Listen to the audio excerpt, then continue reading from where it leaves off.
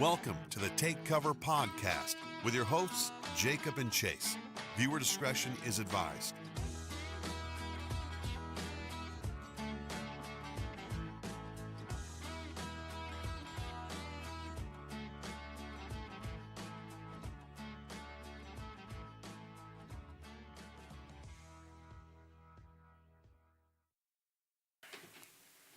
It always makes me awkward when you do that. I'm sorry. I'm trying to be And it's always off too. It doesn't even matter because I like count down, then it like shows me counting down, and then everybody's just like, so you don't do the 5, 4. No, it's we're not that dramatic. smooth. No. Not that smooth. Yeah. Wish we were. It looked really fucking stupid. It always looks stupid anyway. But we are here and we are live. Fuck yeah. So, everybody, we are with Josh Hayden, Scott Stevens, and Tony Fish, as we put in there. Josh, of course, owner of Gracie Owensboro. Badass dude over there. So, Chase was like super fangirling while before we went to class today. Well, see, because I didn't know, like, I guess how high level you were. Or are. Josh is about to get really uncomfortable because he's about to talk about your stature in the Jiu Jitsu game. Well, I just didn't know. I was ignorant to it, you know? But you're like, I would never know because you're super fucking nice and laid back. I just feel like, you know, you'd be like big dick swinging around, you know? That's what I'd be like. And that's why you're not. Yeah. It also, though, we've got the giveaway. Who did we draw for that? So, for the Take Cover Podcast Holiday Ham giveaway, drumroll please. Candace Rice, you won Boom. The Holiday Ham. We will get in touch with you. I'll tag you in this post, which you're probably not in here watching this. I can't blame you for not. But you are our lucky winner of the Take Cover Podcast Holiday Ham or turkey. So, Sweet. congrats on that. And Good job, Candace. Nice job. Yeah. So, how'd you get into everything, Josh? I like, where'd you start at? Because we got to be a long ass road. Well, first starting into jiu-jitsu. Yeah. So me and my brother, Jason, you all know Jason, we got into a fight at home. So after I got back from college, I was like on a little break from college football, and he double-legged me. I swung on him, he double-legged me. Then he had me an inside, like, reverse heel hook. And I was kicking him in his face. Because he was being nice. And then he let go, then my dad broke it up, whatever. And then I was like, man, he could have fucked me up. Jason, you know, he's 5'5", he was 135 pounds at the time. He was like a teenager. Yeah. And I was like, yeah, I gotta learn. I mean, I can't have my little brother whooping my ass. So. Yeah. That's like Chase's adult size. hey, I tell everybody, I'm like a thick woman. That's the truth, though. So. Yeah. But, I mean, Scott knows. Jason beat the shit out of a lot of adults. Yeah. Yeah, so I was training with Jason. It was, when I started because I had asthma. And my buddy's like, hey, man, why don't you come train? We always watched UFC. I said, man, I don't want to fight. I said, man, just come train. So I started at a different gym. Then I went to Murray, came back from school, and started a nice guy because Adam Jones. Adam Jones is a really good friend of ours. And he brought me to the gym, basically. And I started training, and Jason was in there. And I remember I was working at Berry Plastics at the time, night shift.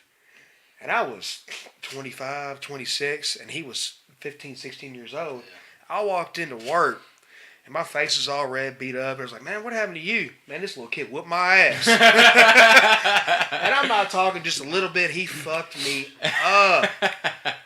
He's the real deal. And he got Josh into it, and it's just like, them two, yeah, they're like the dynamic duo. Yeah. It's crazy.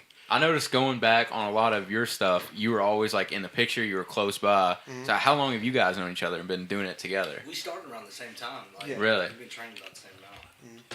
Yeah, so. That's crazy. So was your home gym Gracie Fishhawk in Florida? That's not where I first started training. I started training here in Owensboro. Okay. We started training under Joe Bays here in Owensboro. And then after I qualified for ADCC, I had some opportunities come up. They were like, hey, man, you want to come down and train full-time? That wasn't a thing here. Like, Owensboro's, far behind on a lot of different things. Yeah. And, I had this opportunity. I mean, I went to China. It sounds weird because I went to China, met this dude. Gay boy. met this dude, and he like asked me. He was like, "Hey man, you can move." I had a few other options too. You could move, down to my gym, teach private lessons, possibly make some money, and just see where the opportunity goes. So I quit my job. I was working at U.S. Bank at the time. Oh, really? Yeah, I Where everybody works. Yeah, it took me a while to do it though, to decide like 6 months. I mean, Well, it's a big decision, man. Yeah. I mean, because I got kids. Right. You know what I'm saying? And I had worked at U.S. Bank 3 or 4 years at the time, and then That's gotta suck for a guy like you. yeah, that was pretty. Sitting in a cubicle, Yeah. keeping your head down. But that's what happened. Not I'm sitting in my starting shit. cubicle, man. I'm sitting in the cubicle after all this happened. Yeah. Like I went to China, did all that, and like I knew in the back of my head that I had an opportunity to train full time. You know what I mean? And I mean, Do what Scott, you love, or Scott sit in a and them cubicle were every day. a big influence behind me doing that. You know what I mean? It took me about 6 months to do it. Then I was in my cubicle and I was like doing my job, and I mean the workload. Our files were this high. It's before they went paperless. Oh man. You know what I mean? Yeah. So the files are above the cubicle. I'm like, man, we're just getting hounded, every day. And I was like, man, I can't I just do this forever. I was like, I gotta at least do it. You know what I mean? You gotta try it. Fuck it, man. So I ended up, talking to them. It was like, let's do it. Now the last test was seeing if, the old lady let me do it. And then she was like, yeah, why not? I mean, 2 days later, I was, I sold all my stuff, got some bills caught up, then just moved to Florida. It was How long did you live in Florida then? I lived for a total of 2 years. But we ended up. I mean, one thing, man. I was running out of money. I was running out of money. I was eating peanut butter and oatmeal for every day. And I met my business partner Travis. I don't know if you all, when he came up, Travis. Yeah. Well, he was like, I was on the verge of going home around 6 months because I ran out of money, and I was like just eating oatmeal, peanut butter, and stuff every day. He's like, man, you can come to my house and eat. You know what I mean? And I was like, man, I'm not. I'm good. Yeah, I got pride oatmeal in peanut. there. I got oatmeal peanut butter. You know what I mean? And then so he had a lawn service. So he's like, man, you can work for me. So I was like, okay, that extended the stay. I was about to come back home. Yeah. That extended the stay. And then I was doing private lessons with this guy. His name is Victor. And him and Travis started talking. Like, he ended up doing his lawn. We were cutting his lawn. And they were talking about opening a gym in their subdivision. And then they were like, well, there was just going to be a kids program. And I had no ambition to open a school. I didn't know anything about it. And then they were like, well, we want an adults program. They were talking about it. And then they was like, well, we can include Josh, and I was like, well, I'm down for whatever. I came down here for opportunity. Let's see where it goes. Right. And then 6 months later, we end up opening a gym. So, I mean, I literally quit my job that I was working 4 years, went down to Florida. I mean, I lived in a closet I couldn't even straighten my arms. Wow. Like, I was living in a closet, sleeping on box springs for 6 months. Fuck. You know what I mean? So, but it is what it is. I was training full time. I was training with some good guys. We got to train with a nice camp down there. Met a lot of people, won a lot of tournaments, did some networking. That's what I was down there for. Nobody said it was gonna be easy. Yeah. But yeah. Then we opened the gym. Then then I ended up staying there for 2 years. Then I had to come back because like my kids were, they were like, "Why are you always gone?" Like, well, then I moved back, opened up Owensboro. Now it is what it is. Yeah. So. Well, you definitely condensed that down.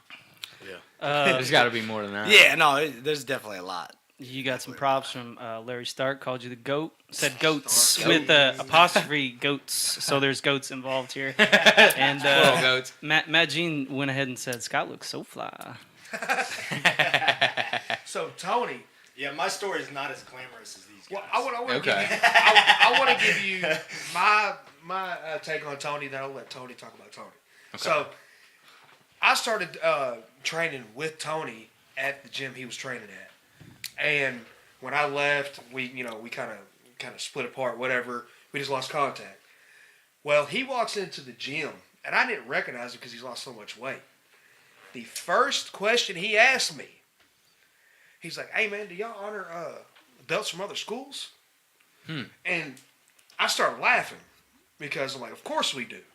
But you gotta think about it. For somebody to come into a gym brand new, fresh, he'd be like, "Hey, I'm a blue belt. I'm a 4-stripe blue belt. Were you 4-stripe? Yeah. 4-stripe blue belt. Will you honor that? If not, I can go back to white belt." He was willing to start all over. Oh, nice. Willing to start. Oh, that's no ego whatsoever. Right. Well, I was on a 3-year layoff. I had not formally met Josh until he had this first gym over in, was it Gemini? Or Salem. Salem, yeah. Good old But I storage trained gym. down at Nice Guy with Scotty long time I ago. was Hidden Samurai. Was it? Did you go out there? I didn't you go there? Yeah, I knew- went there for knew- like a couple months. Maybe. Okay, yeah. Well, you got out. You did the smart thing. I stayed, unfortunately, but I actually started at a smaller, lesser known gym here in town, and it wasn't jiu-jitsu oriented. It was like MMA, and this was like around 2005. Right, it's UFC's popping off. Right. Ultimate Fighters, and everybody's in full swing and getting excited. Oh, I got to get into a gym. I want to fight. Everybody was doing that shit. I was not the exception to that. So that's how I got into it. And I came in. I was way out of shape. Banking on almost 250 pounds. I smoked 2 packs of cigarettes a day. Couldn't wait to get off work and get home and play some Halo 3. Hey. And drink Mountain Dew and smoke some Can't more knock on that, cigarettes. though. Yeah. So I had a friend. His little brother was actually training at that gym. I don't want to call him out and be real slanderous about it or anything like that, but you know who we're talking about. Anyway, so that's how I started off. It was strictly MMA, and for about 3 years, we weren't doing jiu-jitsu. I mean, we had some jiu-jitsu in it, but nothing to what you guys are seeing now with Josh. So, but I eventually I kind of got out of it. I was training to get ready for some MMA fights. I was really I wanted to do amateur MMA and eventually see where that went. But I just wanted to fight. And that kind of fell through. So I took some time off and actually started playing hockey again. That's what I wanted to do when I was growing up through school. I played hockey. Well, it's basically the same thing as MMA. Yeah. Well, if you ever went to Just beat the shit out of each other. If you ever went to a hockey game here in Owensboro during the mid to late '90s, maybe earlier than that, it was basically a cage fight on ice. But I actually played hockey with Justin Galloway and his brother. Jay Galloway, who was also Savage. Just, I mean, you want to talk about 2 talented guys. No matter what they do, they're going to excel at it. They're and not to mention they're really nice guys as well. I guess. You guess. Until you get him on the mat and piss him off, and then he's got you synced in on a front headlock, and then you're hurting pretty bad. It's my kryptonite, man. So, anyways, I had an opportunity to try out for a semi-pro hockey team in Evansville, the Icemen. I don't know if you're familiar with them. Definitely, yeah. When they first came in, they were a single A pro team. So I was like, oh, that's really what I want to do. Let me get back into this. So I got back into shape and ended up making that team. And first preseason game, first shift on the ice, I tore my ACL. No way. First shift, I got blindsided. Son of a bitch. Knee popped. I'm done. So I was out for. Well, Josh knows what that's like because he's coming off an ACL surgery. It's not pretty. You got to learn how to walk all over again. It's a long road. So. So still in that I want to play professional hockey mindset, even though it was single A. And keep in mind I've got a wife and kid at home. Basically a newborn and. That's rough on itself, and my wife being the awesome person she is, she's like, yeah, you just go for it, get it done, do it now. We're not getting any Get out of your system. Yeah. That's what she was saying. She endured a lot during that time. Bless her heart, I love her to death. But so next season went to open tryouts again. Just knee wasn't having it, so I was done. Then I'm like, what am I going to do now? It's still, we all got that competitiveness to us. We got to do something. If not, we just get bottled up. Shit gets real bad. We get angry, and nobody's happy. Screaming so, at dudes in traffic. And... Yeah. Well, I do that anyways. Yeah. Especially with the drivers here in Owensboro. Fucking reckless motherfucker. No. So let me, I want to get back into MMA. So this time I go down to Nice Guy, and, Scotty's there, and they're doing... It's not MMA strictly. They're doing jiu-jitsu, and it's the first time I'm really exposed to that. Yeah. So you're like, I got one bad joint. Let's fuck the rest of them. Right. Yeah. Get them all out of the way. Especially down there with a bunch of leg lock specialists too. Let me go on there. This knee's bad. Go ahead and knock the other one out while you're at it. So and that's where I met Jason. I don't know if he actually remembers that, but I was down there for a month, and I'm like, what is this little 135 pound guy? I'm still pretty bulky. I'm no, he's submission. Fuck. And I've been training for 3 years. Yeah, I took a little time off. What the hell's going on with this? Yeah, I found out I wasn't really training jiu-jitsu. I was doing some bastardized form of it, whatever, the whole McDojo bullshit. So I didn't last long down there. So I ended up started training in an academy in Evansville, the Jiu-Jitsu Academy. Bruce Shepard, he's a world-class That's a good black belt. Judo, I mean, he was doing judo before he was doing Jiu-Jitsu. So I did 5 years over there. And learned, just basically starting over. I got my blue belt with him. I spent 5 years there and really learned the basics. Ended up getting hurt again. Right before a competition, I tore a meniscus in my right knee, had surgery. I came back a little too... Was that the same knee? No, it was the other knee. Oh, okay. Yeah, so... That's a little bit better. No, that's fine. So this wasn't that long suck when ago. you get 60, right. but... Right. So I ended up having surgery, came back a little too soon, tore it again.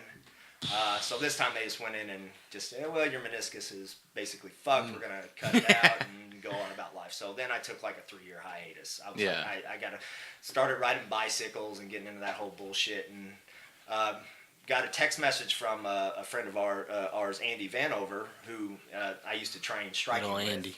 And he's a really good striking guy, Muay Thai. He's awesome. He's like, hey, Josh Hayden.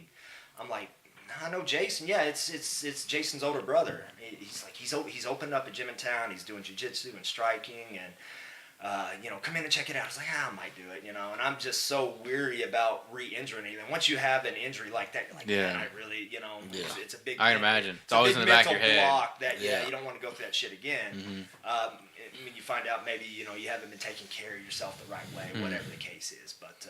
So I got back into it about 1.5 years, maybe 2 years, because I came in when you were on the first place on Triplet, and I was just doing boxing because he had a boxing program. I was like, I'm just gonna. Yeah, I remember that. I remember you just doing the striking. It was right before you got your black belt. Yeah. You came in to Salem too. He did, but he was just doing striking. No. I came in a cut because I did my free week over there, and I was rolling with somebody, and I separated a rib. I'm like, gotcha. Fuck, here we go again. Yeah, it was weak.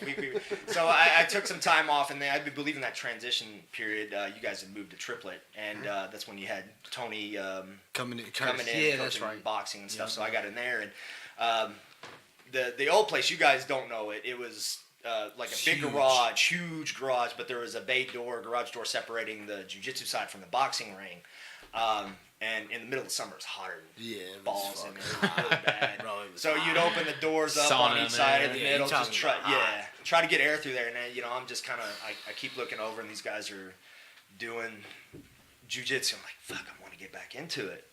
Got to get back, Yeah. So I talked to Josh, and that's kind of when the boxing stuff was dying down. He started trickling down, and he's like, yeah, just come over and start training. And, I've been a 1.5 now, I guess, with you guys. So, and it's awesome. It's probably one of the best environments I've ever been in as far as jiu-jitsu goes. I mean, not to knock the place I trained at in Evansville, because it was a great environment, good learning too. But the family environment that is implemented over here, and you guys probably feel it too, since you definitely for sure. Everybody, it's not, you're not just a student over there. You're a part of the process.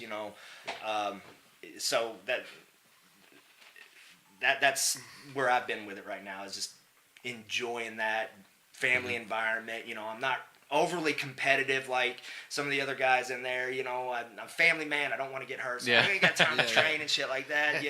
Because when you start training and you're going for competition, a lot of stuff gets put on the back burner. Josh really can. You heard his story. You can attest to that. Stuff gets put on hold. So, but just going in there and training and enjoying it and learning in the environment is great, and the knowledge that Josh has compared to anybody else in the area is And one other thing about huge. Josh, it's like he gave me the opportunity to teach. and I fell in love with being an instructor because I love helping people. Yeah. But the atmosphere at Gracie Owensboro is that we want everybody to be able to be an instructor. Mm-hmm. It's not like that at other schools. You know what I mean? Because we want to be able to spread the knowledge and have other people spread the knowledge too. Because ultimately, that's going to help out Josh. Yeah. You know what I'm saying? But we just want it to be a part of the process. You know what I'm saying? Because if you can sit there and reverse engineer what you do, right? If you can sit there and convey it to somebody, right? That just reiterates the fact that you know what you're talking about. Mm-hmm. You know what I mean? You just get these mental reps as well as the physical reps, and then all of a sudden you actually understand what you're doing. You know what I mean? Yeah. And like I'm trying to include that in the process. You know what I'm saying? Not just in here doing techniques and stuff like that. Not everybody wants to pursue that. Yeah. But I believe that it should be a part of the belts of your journey because you need to be able to convey what you. Because the way I look at it is, I look at jiu-jitsu as the ultimate self-defense. You know what I mean? Like I could defend myself. I'm confident that I could defend myself. I'm Worst case pretty scenario. I'm pretty confident he can. Well, worst case scenario, like not everybody's prepared to go. I'm down to go too. If I get into an altercation, I'm down to go for hours. Is everybody else down to do that? But, Like we train solid 30 seconds. That's my wife. Yeah. You know what I'm saying? But like you get into an altercation like that when it's a self-defense scenario and your fight or flight kicks in, and you've been in here. You see how we drill. I mean, we drill for a long time, especially in the intro program. You know, like you're getting those, those reps, just reps, and like when we roll, we're rolling 6 minutes at a time. Right. You know what I'm saying? And then we might go 30 minutes at a time. You just never know. We might just throw a screw in there just to change things up. Mm-hmm. But my main thing is if I can't convey what I know to my kids, then I don't know what I'm talking about. You know what I'm saying? Because my goal is for people to defend themselves, be confident. You know what I'm saying? Or at least understand that you could just keep going. Just don't fucking quit. Yeah. You know what I mean? Just don't quit. That's it. Just keep fighting. Is everybody willing to fight until somebody stops? You know what I mean? Like, then that's a hell of a fight. That's how once we started, me and my brother started training, man, when we got at home and we got into fights and we were trained, it turned into, man, how'd you do that? It was like, hey, How'd you just kill me? Like, yeah, it was like, how'd you do that, man? After we just got done beating each other's ass. Right. You know what I mean? But like that's what we want that to be a part of, the process in the gym because, you just never know, man. I mean, I just want everybody to love it. We're trying to convey that. But the most important thing is like the environment. Like they sit there and mention the environment. So Josh's ego is almost non-existent in jiu-jitsu. Mm-hmm. So because he wants to help everybody out. And You're the same way. I love and so are you. You know, Dude, and it's how we all should be. He went. You know what I'm saying? What was it like? 10 minutes, 15 minutes when we were playing King of the Hill, and you were there the whole time. You had a calf cramp. You took like a 10-second break, and then you're like, "All right, let's go." No, I think I triangled somebody with my calf cramp, and so. Well, it was like I was I was waiting on the wall. I was like, all right. I'm going to see which one of these guys I can take on. And then you got a calf cramp. I was like, here's my shot. And then I go over there, and we go for like maybe 30 seconds, and you do, was it like the dummy dummy swipe? Dummy sweep. Yeah, dummy sweep. And I was Idiot like, sweep, that's idiot why it's sweep, called the dummy sweep, because I feel like a fucking retard. We come from spots where the instructor wants you to be good, but not better than them. When my students, my training partners, I call them my training partners, if they tap me out, I'm happy because they're learning. Yeah. You know what I'm saying? And they're capitalizing on my mistakes. Because obviously if I made a mistake, they're going to make me pay for it. Mm-hmm. You can't make any mistakes against Josh.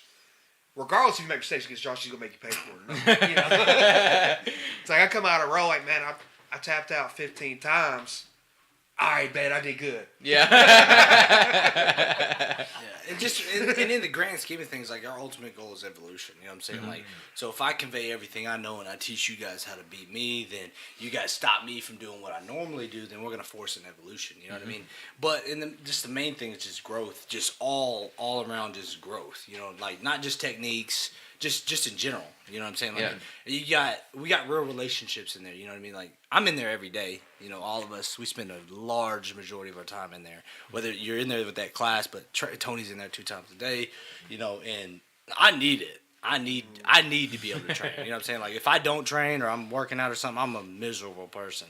You know, like Tony said, he first. How much did you weigh? About 250. Yeah, I started training at 230. You know what I mean? Like I was 230, graduated at 170, and like I was a smoker. I smoked cigarettes for 2 years, like a pack a day. You know, drinking. Even when I trained, then I was like, man, shit. I was like, I need to I got tired, so I was, started changing my health habits and stuff like that.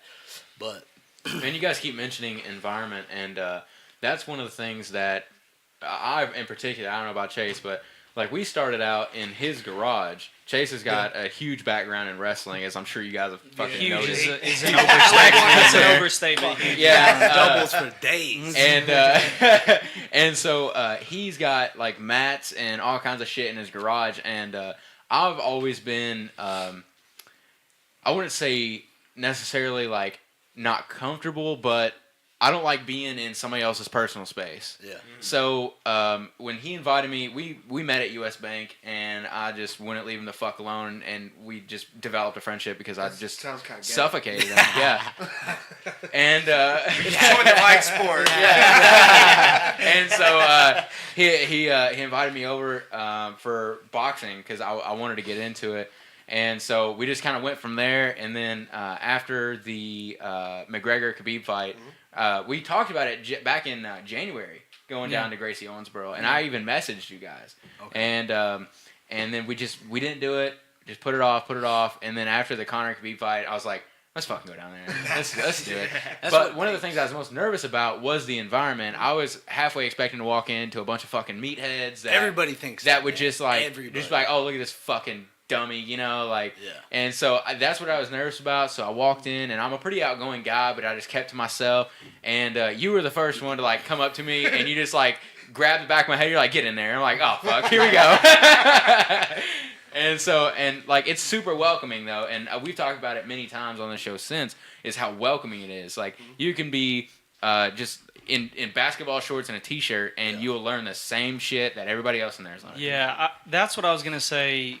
I was scared about because I knew what it was like to jump into a wrestling room, and the thing is, like, I was assistant coach for only a year, and then I had to quit because there's no money in coaching, and in high school coaching at least, and so I didn't do that for very long, but I did like small seminars at like Faust and Esses and stuff like that, and I got to like teach those kids. But there's a big difference whenever you walk into a wrestling room compared to whenever I walked into your guys' gym. Like the crazy thing was when you walk into a wrestling room, there's almost like this like odor of testosterone. Like everybody in there is out to prove something, prove more than what they actually are, and it was. For me, that was my biggest drawback of actually going in there, as I was worried that I was going to get that same feeling, and it will give you anxiety. I wrestled for several years, and like the anxiety that I would get before like large tournaments, before duels and stuff like that, like carried with me. And so like for a long time, I just trained by myself and worked out by myself, and never really liked gyms because it actually it left a bad taste in my mouth through like wrestling and stuff like that. But going into the gym, like into Gracie's, it was very, very refreshing to go in there. And I was like, at first, I'm like, all right, let's see how everybody is and everything. But immediately very welcoming. I mean, you came right up to me. You weren't there that first day, I don't think. I think you were like fresh off surgery. So like, yeah, like, I'll stay home for one Even day. But still, man, like seeing you out there in gi and you're like teaching us how to do double leg, I'm just like, oh please no. I'm like, every time he goes there, he's like, I can't do it, but you're gonna drop this knee first. I'm like, please don't do it. Please don't do it. Please don't do it. And he still looks better than me doing it. I know. Every time. I can't help it. I gotta be on the mat. I mean, I know I can't. I know I gotta take it easy and stuff, but man, I don't know. This is what I've been doing for 9 years, and all of a sudden I can't do shit. Yeah. You know what I mean? Like me and Scott was working out 2 times a day, before and getting ready for tournaments and training, and then all of a sudden I can't do anything. Now, is the ACL one that when it repairs itself, it's stronger, or is it weaker? I don't know. I think it's stronger, right? That's what they say, but well, it depends on how it heals. Like if it tears completely. Well, you could use the cadaver, or you could do cadaver, which is an artificial one, right? Well, cadavers. Or somebody else. They pull it out of a corpse. Yes. Yeah. But I did patella, or you can do the hamstring. But that's supposed to be strong. I always hear that it's supposed to be pretty strong. They say for anybody that the way it was described to me is if anybody is wanting to continue any athletic ventures, you know, that's kind of the way it's a little bit stronger. So I think it's probably a smart move. They say the risk of a cadaver re-tearing is significantly higher than a patella. Really? Yeah, for sure. So. But honestly, like in the past 9 years as training, I mean, I've had a few injuries. Like I've hurt a rib or something like that. I've probably hurt myself more getting my kids out of their car seat than I have been doing jiu-jitsu. Me personally, you know what I mean? Like, out of 9 years, first injury, like real injury, I blow my knee out in 9 years. Yeah, that's not that bad. That's not bad. You know what I mean? So, have you noticed I was due. Like knuckle swelling or anything? From, No, like, not knees? me. Not really. I mean, like the calluses that develop on your fingertips because you're gripping the gi, constant gripping and stuff like that. But no, not nothing really besides the cauliflower. That's the only thing. Is that all from jiu-jitsu or is that from striking too? What, cauliflower? More so wrestling. More so wrestling off the wall and stuff like that. And also pulling out of triangles and stuff. So It's a badge of honor. Yeah. Yeah. But it's funny because these two got really nice cauliflower. It's funny because with cauliflower, like Jason, man, whenever he first started doing jiu-jitsu and MMA, he like cauliflower was almost going to be the deciding factor whether he continued to train or not because he's worried about him cosmetically. Really? You know, and he was like, man, I remember being at home and he was getting cauliflower, he was draining it and shit, and he was like, man, I don't want fucking ears like this. You know what I mean? And then so you can drain it? yeah, well, when it How does swells that up, work? I mean, you can go to a doctor drain it, but you could just get, I drain my own. You know what I mean? You could just drain it, but then it just hardens. Okay. Then it turns like this. You can get it fixed. Adam Jones got his fixed. I Yeah, think. but it's it's not really like fixed. like Joe Bays. We started training underneath Joe Bays, and Not everybody gets it. not everybody gets it. And he's one of the best grapplers in the world. Yeah. He's qualified for ADCC. He's never gotten it, Really? and it's really. I mean, he goes to the same thing we go through. You know, pulling out of triangles, guillotines. I think he like when we trained him with it, he like would try to get it and he'd be pissed off. He told me he would try. He'd be pissed off. But my wife and I, it's a funny story. We met on a blind date, and we started talking before we met. And I told her, I said, don't be alarmed because I have cauliflower here. Well, she Googles it. So what the fuck does Google bring up? Google brings up the worst Broccoli. of the worst. Where it fell out of your She ear, sees blew these up. motherfuckers got these ears hanging off and blood splattering everywhere. She's like, Oh, oh, no. shit. Like, Yeah. Speaking of Joe, man, like what people don't understand, like Owensboro, like it's not jiu-jitsu's. It's like it's big, but it's a growing thing, especially with like submission only thing. But Owensboro has like produced some of the best grapplers in the world. You know what I mean? Grapplers, submission artists. Like there's a lot of people that are good at grappling, but then there's people that are good at grappling. Yeah. Especially when it comes to submission grappling. And like Joe's one of them, you know what I mean? Then like myself, he helped me get to ADCC as well because he's the one who I started with. Then my brother, you know what I mean? And then you got Drake Renfro. We got guys that go out and beat a lot of people. They might not get to the big show, but they've went out and they've competed against high level guys. Yeah. And like I said, Owensboro's behind in a lot of different things. Per capita. Yeah. Sure. But you got 3 guys that came out of Owensboro, Kentucky, that are some of the best grapplers in the world and have competed against the best grapplers in the world. Like I competed against Rafael Lovato one time. Dude's amazing. Yeah. You know what I mean? I mean, he's America's most successful grappler. I mean, now that might be different, but he's in Bellator now. But in Owensboro alone, you got some of the best submission artists in the world, period, hands down. Out of Owensboro. Yeah. That's crazy to me. Jason crazy. hasn't made it to ADCC Yet. Yeah. But if you go to LA and you drop Josh or Jason's name, you're in any gym for free. Damn. He went to train with Jocko Willink and Dean Lister, and he walked up to, hey man, I'm in the we get a lot of love on the West Coast, man. It's Yeah, pretty cool. it's Love crazy. the West Coast, man. 10 Planet Jiu-Jitsu. Oh, yeah, Eddie Bravo. But like the environment, like you're talking about the environment in our gym. That's really honestly the jiu-jitsu community. You know what I'm saying? It's not necessarily extreme as say vegan or yo. You know what I mean? Like that. But you go anywhere and somebody finds out you train jiu-jitsu. Usually it's a good it's a nice good intellectual experience. You know what I'm saying? Like they I don't know.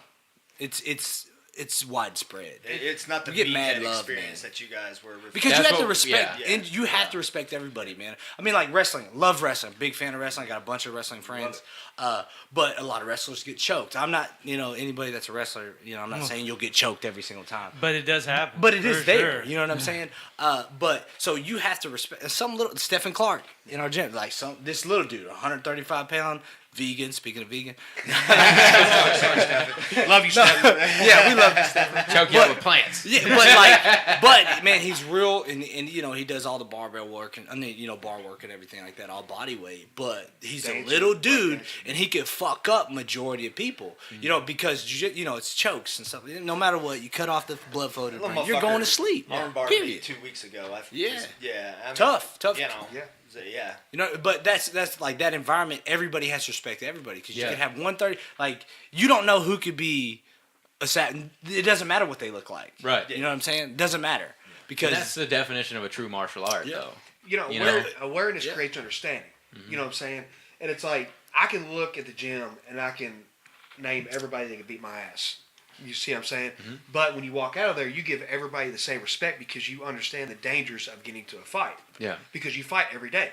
Right. You know what I'm saying? Regardless if it's training or not, you're actually simulating fighting. And the environment, we set that environment because we know how we wanted to be treated, and we knew how we wanted to treat other people. We're huge advocates of mental health, right? Yeah. And when I go to that gym, even if I don't train, like tonight, I didn't train. I came in, just hung out. Were you injured like last week or the week before? I bone bruise on my shin. It just sucked. Oh, okay. It just hurt. Yeah. Pussy. I was I was being a pussy. I got you. Exactly. I seen you sitting to the side, and I was like, "What's going on?" Yeah, so I started, Josh got a torn coming off ACL surgery out there drilling. I should be telling me. I got a bruise on my shin. I should be telling everybody. Everybody's just mad at me for being on the mat. I'm like, what did I fucking do? Just going there and hanging out and interacting with everybody, it does such a good service to my mental health. It makes me happy. Get a dopamine rush. You feel good, and it's like we want everybody to feel that way. Yeah. So that's why we set that environment like that, because we came from a spot to where we didn't think we got treated, as good as we should have, and we didn't want anybody else to feel that way. You know what I mean? Yeah. And plus, it just the environment alone, like just being there, it just. Well, you sports growing up, you got the camaraderie of a team, but they don't tell you play sports your whole life, but then you'll be cut off at high school. You know what I mean? Then you're thrown into real war. Yeah. But this is something that like forever. You know what I mean? Like you're working your job. No matter what, you got to do something physical. If you don't do something physical, you should go lift weights. Go run, go bike. You know what I mean? Yeah. Something. But that competitive nature in you, if you've ever competed in high school or you ever did a sport, baseball, whatever. That's not dead, you know what I mean? But you're in the gym, and like it is a team aspect. Like we're working together. We're better because of each other. Essentially, that's it. Yeah. But you got that environment, and we just feed off each other. You know what I'm saying? And I just think that it's awesome. I think there's a big confidence level that comes off of it too, because I'm not a confident person. Shit, me normally. neither. Normally, I'm not. I'm generally pretty shy unless I've got about 4 fingers, 4 fingers of the Woodford There you go. in me. I gotta drive. I think that's the main thing. The main thing that jiu-jitsu teaches you is confidence in yourself and your abilities. In like Josh Scott said, in a safe environment. You can come in there and not be scared to train and not have to worry about somebody wanting to hurt you. And that, again, the meathead environment. I think though that environment is slowly getting pushed out. There's not too many places you go to and see that anymore. If you do, turn around and find somewhere else to go. But if anybody is struggling with just personal confidence and self-esteem, you want to feel better about yourself, that jiu-jitsu does that. I've seen a lot of like really awesome stories about guys who joined martial arts that were coming from like a pretty much rock bottom and joining maybe jiu-jitsu or Muay Thai or kickboxing or something like that and completely turn their life around, and some of them become world champions. And I think that has something to say about, the power of martial arts, from the beginning. You say it teaches you to be confident in yourself. It teaches you to overcome obstacles. It teaches you to face adversity instead of backing down. And, and when you have a good environment to learn those basics in, I think it pretty much sets you up to be successful in pretty much anything you do in life. If you can learn that from a young age. Yeah, it's a blueprint for everything else. Yeah. It absolutely. 100%. So one of our best blue belts, his name's Corey Hayes. And I'm going to call him out because I love Nick him. Roby, but he's Nick MIA Roby, right now. Yeah. So Corey, The blue belt blues has struck. well, Nick got on a different. He got on days. Yeah, That's okay. what, Well, we get on still days. got night classes, Nick Roby, if you're out there. It's 7:15 Yeah. every night, Monday through Friday. So Corey, me and Corey, pretty good friends, and it's funny because and this is going to sound really gay, but fighting, It's okay. fighting and training is intimate, meaning. Like, when you go hand-to-hand combat, or you actually have physical touch with somebody, it creates oxytocin, the love chemical. We don't get that shit talking to each other through the phone, text messages, stuff like that. You don't get the oxytocin. So that's why people are so connected whenever they train together. Sorry. Hand-to-hand combat, whatever. Like, everybody that I fought in MMA, I still have contact with. It's something you experience with those people you don't experience with anybody And it's else. also going through struggle together, though, too. yeah, It creates a for bond. sure. Because I think one of the things that I've benefited from the most is, if you go to the gym, and that's going back to, U.S. Bank, man. You sit in a cubicle all day, you get off work. We built a new house, and I was coming home and doing something on it every fucking day because I was driving myself crazy, sitting in a cubicle all day, not doing shit. So I was like, all right, I'm going to go to the gym. Well, the thing about the gym is you run on a fucking treadmill. I hate that shit. It's so super annoying. I can just give up anytime. It's super easy. There's no telephone pole to okay, I'm gonna make it to that or I'll die. You can't set a goal. It's just you can stop whenever. And so now that I'm working at a different place where I'm super active all day, I didn't want to go to the gym anymore. I was like, man, fuck that. But going to jiu-jitsu, not only do you have to push yourself so far beyond what you think you're capable of. Right. So, when I first started, and even still now, but especially when I first started, you'd set the clock on 5 minutes to do rolling at the end. And it's like, when you've got another grown man trying to choke you, you're going to have to fucking stop it, whether you're tired or not. Yeah. So for after... especially coming in fresh after, not doing any cardio, nothing. After the first 2 minutes, I'm fucking gassed. I'm like, all right, I'm just ready to be choked. But then when it starts happening, you're like, okay, never mind. Man, fuck that. And you have it's like the fight or flight pushes you through whatever mental barrier you think you have set for yourself. Yeah. And even the warm ups, I've caught myself doing that. What was it, yesterday or the day before, where we did several more warm-ups than we normally do added on, where one of them, it's the alligator cross, and then the push-ups and jumps, and I was like, oh, fuck. And then they're like, all right, guys, circle up, now we're going to start drilling. But it's just, it's not only teaching me mental fortitude, self-defense, but it's also a sense of brotherhood that I haven't really felt since since I was real big into airsoft. The airsoft community is very similar in that. So it's just been a very, very pleasant experience. So back to Corey real quick. He told me, and he was pretty candid about it. He's pretty candid about his mental health. He said, man, this gym saved my life. He said, I was in deep depression, and I come here, and I get to know you all, and it said, this place is my safe haven, Yeah. And I've heard a lot of people say that to me. Yeah. And that makes me... That's kind of what happened to me, too, man. I mean, you go your whole life. I played football. Ran track since I was 9, all the way, college, broke my ankle, had surgery, I was done. You have these ambitions. Everybody wants to go pro. They're like, oh, I'm going to go pro. I'm going to keep working. Everybody has the ambition, to be the small percentage that makes it cool, whatever. But realistically, people get hurt. That shit happens. But then, then I'm cut off. In my mindset, I didn't know I was going to get hurt. Yeah. I was just young, 19, just ambitious about what I was doing. But then all of a sudden, think it's gonna be, then the college cuts your scholarship, and now you're thrown into the real world, and you got to deal with life. Yeah. You know what I mean? I spiraled into a deep depression. You know what I mean? Like deep. I had these guys on my team, you know what I mean, like that I trained with and went through practice with, you're in the locker room just showering with, you know what I mean, and we're sitting over here, and then I'm now in real life, and you got nothing, you're on this routine, all of a sudden you're nothing. That's depressing. Yeah. And you're like, how, I don't know what to do. You're 19. I mean, I was 19 at the time, had kids. You know, it was didn't know what to do in my life. I went through a 2-year period where I was doing nothing, man. I mean, that's when I gained the weight. That's whenever life was hitting me in my face. You know what I mean? And then I just decided to get into the gym. Then all of a sudden, you know, I'm getting that mental stimulation, that physical stimulation. You know what I mean? And the combination of that alone kind of helped me get out of my depression. You know what I'm saying? And depression's real. You know, it is what it is. Yeah. But you can't sit there at home and isolate yourself. You know what I'm saying? Not gonna make it better. And not do anything. Yeah. You know, and I mean, martial arts, jiu-jitsu, any martial art, do something. Boxing, whatever, because boxing's awesome, wrestling's awesome. Yeah. But I'd say jiu-jitsu definitely pulled me out of my depression. I don't know what would happen. I think there's at that something time, with humans and needing to be challenged. Yeah.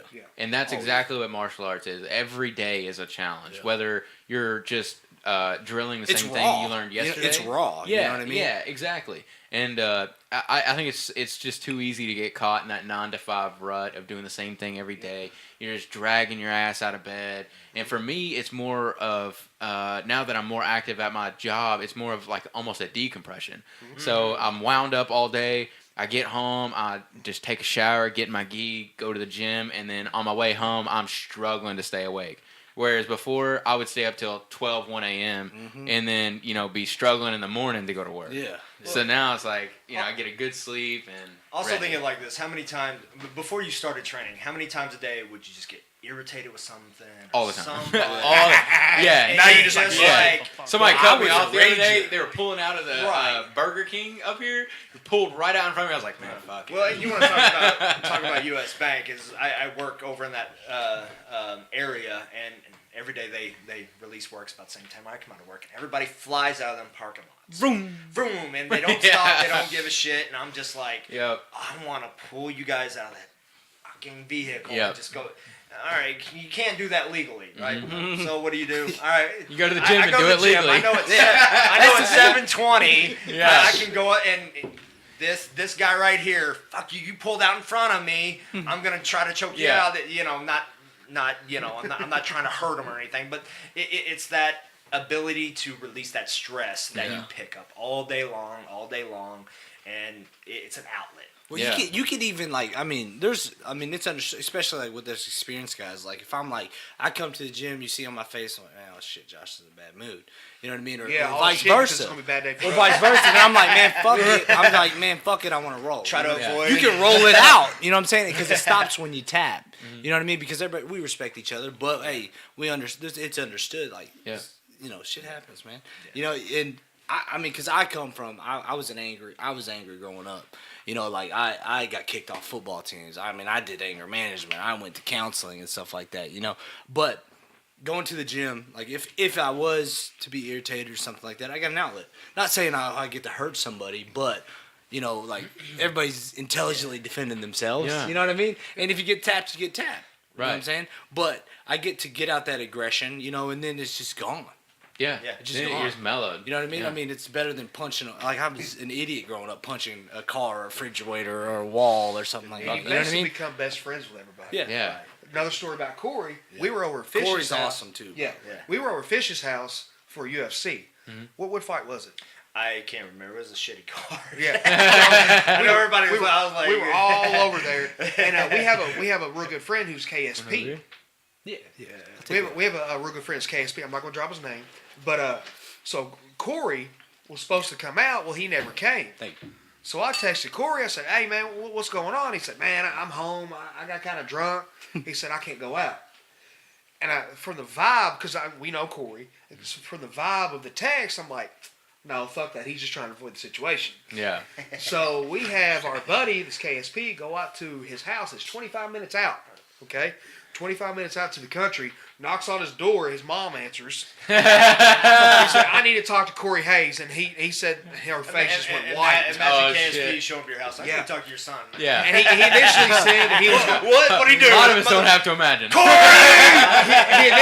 he initially said that he was going to put him in, do the whole gamut, like read him his rights, put him in handcuffs, That's hilarious. just to fuck with his parents, Yeah. right? But he saw how his mom reacted. He's like, man, I'm going to chill out, you know. Yeah. As soon as his mom tells Corey, KSP's here for you, he said, I knew exactly who the fuck it was. I I changed my clothes. I'm like, let's go. Let's go. And after the UFC, our buddy took him back. That's so, awesome. I felt that there was, It's a beautiful thing for sure. he needed to get out of the house because the way he is, which is a lot with a lot of people, whenever he gets stuck in that trap, he just isolates himself. Yeah. No, you need to be around your family. Your brothers, whatever. We always say blood makes you related, loyalty makes you family. Yep. Right? So I feel like everybody that I train with is family. Yeah. 100%. Because if anybody comes to that door and wants to fight somebody, they're going to have to go through me first. Well, they're definitely going to get fucked up. Yes. And then they're going to leave and not come back. But I know, I can write out a whole list of people who I can call if I have trouble, and every single one of those people are in that gym. Yeah. 100%. Yep. A lot of y'all guys. I don't mean to interrupt. No, Marshall you're Sanders asks, question for Josh. Once you've reached the level of success you've had in jiu-jitsu, what motivates you to continue doing what you do aside from the sport? What drives you? What drives me? What drives For you? one, Marshall is a hell of a man. If you don't know Marshall. I do not. I don't know. Tell him my knee still hurts from from him kicking me like 3 times. What drives me?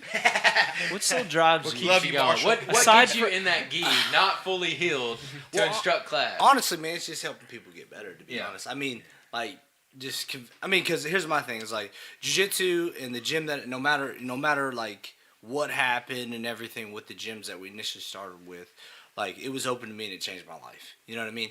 No matter what, that door's open to anybody because I don't want it to be, I don't want to close that door on somebody where it could change their life. So I mean, my thing, I just wanted to help people get better, and it might be jiu-jitsu, but you learn more than that. You know what I'm saying? Like it's not just a technique, but it's like you're not giving up, which is a vast, amount of things. That covers the broad spectrum. And plus, like teaching kids, man, I love teaching kids. I see your eyes light up when you're rolling around with those kids. I love teaching kids, man. Just because it's Those like kids are little savages, dude. bro, they go at it. A lot of man. them I would not want to fuck They with. go at it. Got some kids in there. If they stick with it, they're gonna be. They learn a lot about themselves. There's man. 2 girls in there that are just Yeah, badasses, oh my God, dude. all of them, man. I mean, we got Yeah. like 40 kids, you Yeah. know. And I like honestly, where our program's at, I did not think that was something that would happen in Owensboro. I just came back because they were training in garages. Everybody was training in garages before I left. And then we come back. Now we got a gym. We got somewhere we can call home. Yeah. And then convey what we love about it to everybody else because that's what changed my life. You know what I mean? And just helping everybody get better. That's it. Just Another follow-up question from Reese. Yeah, Reese. Reese. Crampy. Whatever, Reese. Whatever, You ever Reese. suck a dick? Oh, is it? We've been talking about you, Reese. Fuck you. I didn't know it was the same guy. What are some struggles you see in begging? He said begging white belts It's and that Catholic. what? Yeah. What? Have you seen his ACT score, though? what you see in beginning white belts, and what can they do to overcome those struggles and not get discouraged?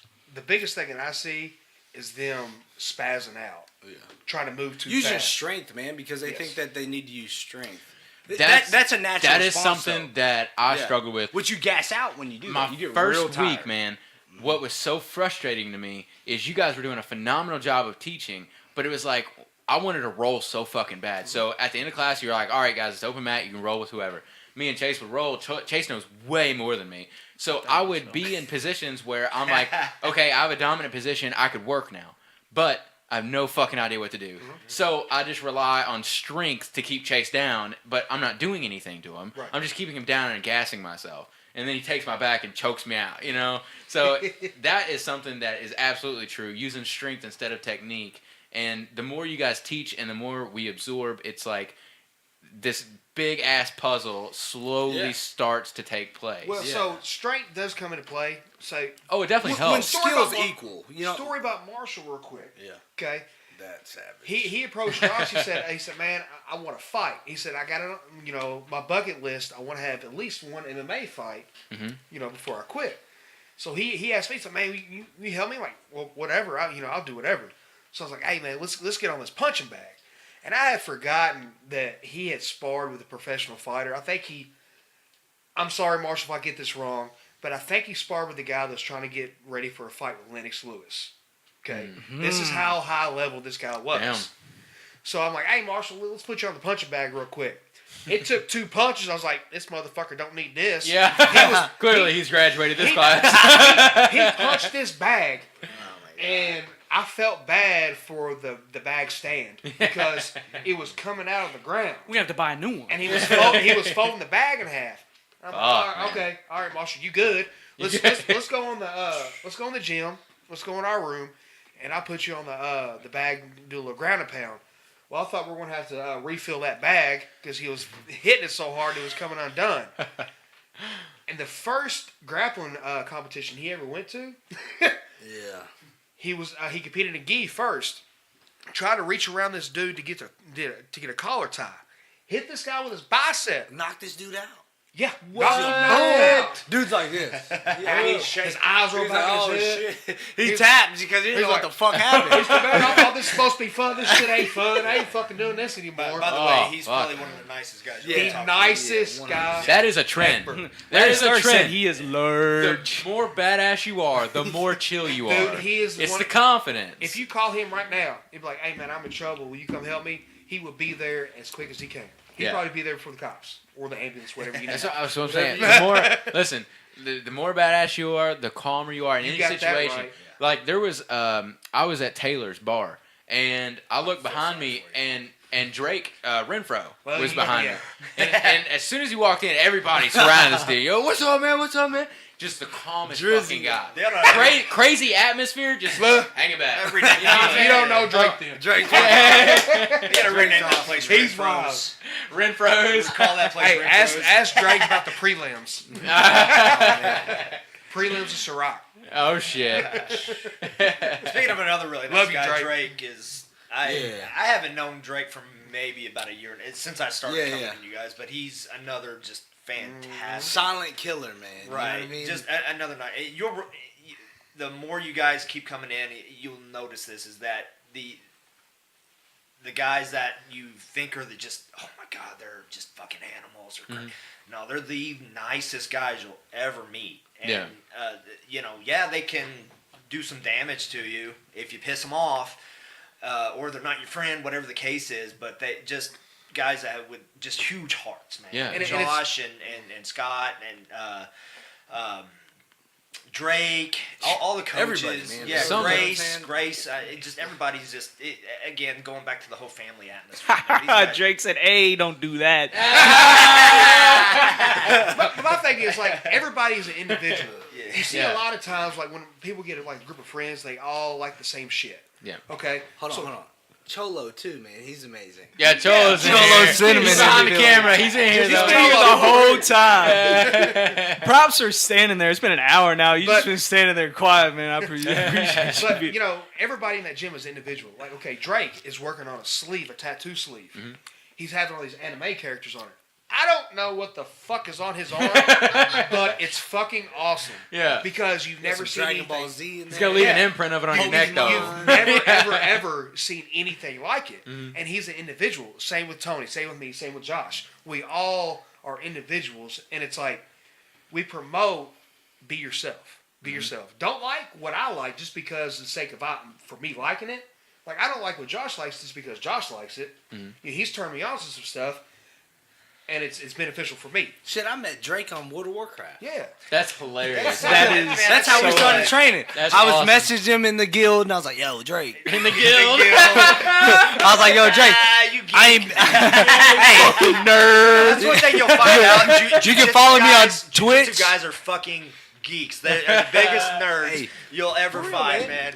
I told Drake I was like, "Hey man, I ain't been on. I've been doing jiu-jitsu. You should come in." Then boom, he's in the gym. He's been doing it ever since. That's awesome, dude. By the way, you can follow me on twitch.tv/curbs. There it is. One thing I noticed with everybody that is a higher level than me, which is everybody, is like when I ask to spar with you guys at the end, you guys always back it down to like our level. So specifically, when I asked to spar with you, you're like, dude, it's 2 minutes left on the clock. I was like, what, you can't handle it?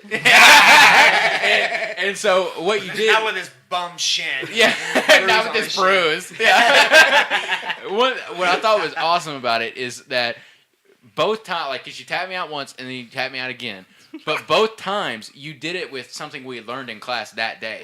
And I thought that was just phenomenal because you got me in it, and it was like, it's one thing when you're doing it slow with a partner and you're like walking yourself through step A, step B, step C, and then it's another thing when it's instant motions and you're like, oh fuck, what did I just learn? I'm trying to remember, and then too late. It's funny. We had this conversation the other night, or actually last night. The anaconda, the guillotine stuff that Josh is showing is coming straight from John Danaher. Yeah. And it's awesome because you can watch these videos of like Gary Taunton, Jason Rao, Gordon Ryan, who he's all competed against, do the same shit. We're on the same team. We're on the same team. Right. Yeah. He competed against them before they were on the team. Yeah. Right. Actually, funny story, EBI, he competed against Gordon. Gordon's like, hey, man, can I tell people we're on the same team so I don't have to compete against you anymore? You know what I'm saying? And that's the best grappler in the world telling you that. You know, but you see these guys actually implement it in competition. If you watch competition and you watch ADCC or you watch the Worlds, watch Pan Ams, you see these high-level guys only do about 4 or 5 techniques, right? Of course, we know 1,000 techniques, but you have to narrow them down. Yeah. Right? So whenever he was coming up, leg locks, north-south choke, guillotines, taking the back. Dude, okay? north-south is brutal. There's a video. There's a video. Yeah. He tapped out this black belt as a blue belt or purple belt. I think that was a blue belt. With the north-south. He hit this switch, passed with the north-south, looked up at Trent. No, I looked at Drake. It was Drake. Was it Drake? Looked up at Drake, gave him a wink. Oh shit! Have you ever seen Mike Tyson's Punch Out? Yeah. Have you ever boxed Mike Tyson on Mike Tyson's Punch Out? I lose when every he time. give you that fucking wink, you're Fuck, about to man. die. Yeah. And that's exactly what he did. I filled in on the tournament. You know what I mean? Somebody dropped out and they said, "Hey, will you do it?" And I was like, "Yeah, fuck it." You know what I mean? I was a blue belt at the time, so. And he just fucking Damn it. smashed Pretty everybody. cool, man. Got a few comments. It's not Reese again, is it? Yeah. God bless him. He wants to know what's World of Warcraft. Before you answer that, Joseph Borman said Filipino pride, ma buhabe, sandalo, and pan. I can't say that. I'm not fluid. I'm not fluid. He just said a bunch of hashtags. I'm and not sure if that's Visayan. I don't know. powerful shout or call out from Josh Bishop. Ask Josh. I can take him and Drake at the same time. I don't know who Josh Well, Bishop clearly is. that's stupid. bullshit, but yeah. Just kidding. Just kidding. I think who's Josh? It might be a guy we met on World of Warcraft. He's still sitting in the guild like, where are these guys at? Guild. Like seriously, me and Drake, we had a guild. I mean, I Oh, that's what he said. That's where I know Josh, but that dude is my man. Yeah, So. Josh Bishop's awesome, man. I've been playing video. When I was in college, I played Halo 3. Never went to class. I still managed my GPA required for the football team, and I played like a World of Warcraft 1.3. in Halo. It was like 2.5. Yeah, not very high. Yeah. You know, but Just gotta show up. See, Josh Bishop's throw one of ball. those guys, man. Josh Bishop's one of them. And I got a few guys, man. I got like dude's name's Pally War. He wrestled for a college in Cali. I still talk to that dude, man. Pillow Man. He said Pillow Man. Pillow Man. Yeah. Yeah, Josh okay. Bishop. Yeah. Yep. Drake actually said Pillow Man. I'm like, what is Yeah. he talking about, Pillow Man? Well, there's a Josh Bishop in Owensboro that I know like through. Yeah, acquaintances and I stuff thought like that the so- name looked familiar, Yeah, so I yeah. didn't know. I didn't know. But if yeah, we were no, getting he's ready to through have some World of Warcraft. Old school Gracie challenge call outs Yeah. coming in. Oh, There. He probably made he could beat him at War some shit. The only chance you got against Josh is Street Fighter. Oh man, good shit. Man, that's wild. Good shit. Scott, one thing I've been meaning to ask you, man. Yeah. How many gallons is of he water so do you red? drink every day? So Because of how much he sweats. Okay, he's got to drink Okay. at least a gallon because he So- perspires at least a gallon. so I try to drink a lot of water. That is true. But I've always sweated like that for Yeah. no reason. You look like you came out of a pool, like when we Yeah. leave class.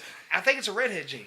Is To it? be honest, because Yeah. my They're dad. Correction. genetically insufficient. Correction, it's a ginger gene. Okay. Yeah, ginger It sounds gene. got a better ring to it. So for sure. we don't have a soul, so we'll make up for it in sweat. Oh, okay. But my You're dad sweats the excreting same what way. little bit of love you've soaked in. Exactly. Like Mike Evans is actually ginger as well. Mm-hmm. Do you know Mike? No, I don't. You know if you saw him. Face, the face. All redheads But- look alike. Right. So he sweats. He looks like that. But Yeah. He sweats too, but not as bad as me. Trent sweats pretty bad, but Jesse Holder, Yeah, he's also a ginger. He sweats pretty bad too. I mean, it seems to be a trend then. it's one of those things that Right. Just I inferior kind genes, man. Yeah. That's I'm kind of self-conscious about me sweating. Are you? So that's fucked But- up while you talk about it. No. The only Basically, because I don't give a fuck. You're gonna- That's the main reason. But You're gonna have to throw this chair away after this podcast. yeah, exactly. So, like, you make That's my chair. I use that every day. is when we all huddle up for like the last drill, and everybody gets up, and you see everybody's ass still on the mat. So just a rule of thumb: if you're gonna roll with Scotty during like an open mat, you got to catch him with Early. the first Early. 10 minutes. With the dry sweat. With the, Yeah, dry the very sweat. first roll, Otherwise, is you're fucked. You're Yeah, not catching it's grips. slippery. Yeah. But the only it reason actually works in his favor. To be honest with you. Self-defense mechanism. It's cheating. That's what it. He's Yeah. evolved as a ginger. Yeah. But the only reason it makes me self-conscious is because it may make other people feel uncomfortable. Yeah. Being Well, a ginger? Me sweating. Oh, sorry. Matt Jean just said ginger power, so I It's all encapsulated. Aaron Deshaw, yeah, he was talking earlier with some guys in the comments, but he was giving you Aaron some shout Deshaw's outs. an amazing human. Yeah, he said they're still cleaning up in Florida. I would Body assume, sweat from all by the far stuff. makes me far less uncomfortable than like first and second, probably into third day in class of getting in someone's guard that you don't know. Have you Yeah. caught a, That is more uncomfortable have than you caught anybody's any, body Oh, sweat. I'm sure. Yeah, You know what I got mean? any sure. sweat in your mouth yet? I caught your sweat in my mouth. Yeah, I caught Karen tonight.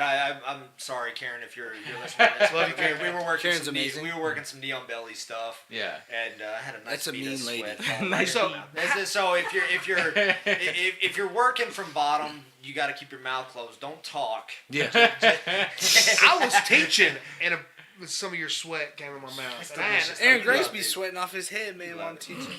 It's a shaved shaved head. Man, I was telling Lacey yesterday, one of my favorite things that you do when you're teaching is when you want us to look at what your hands are doing specifically, you snap.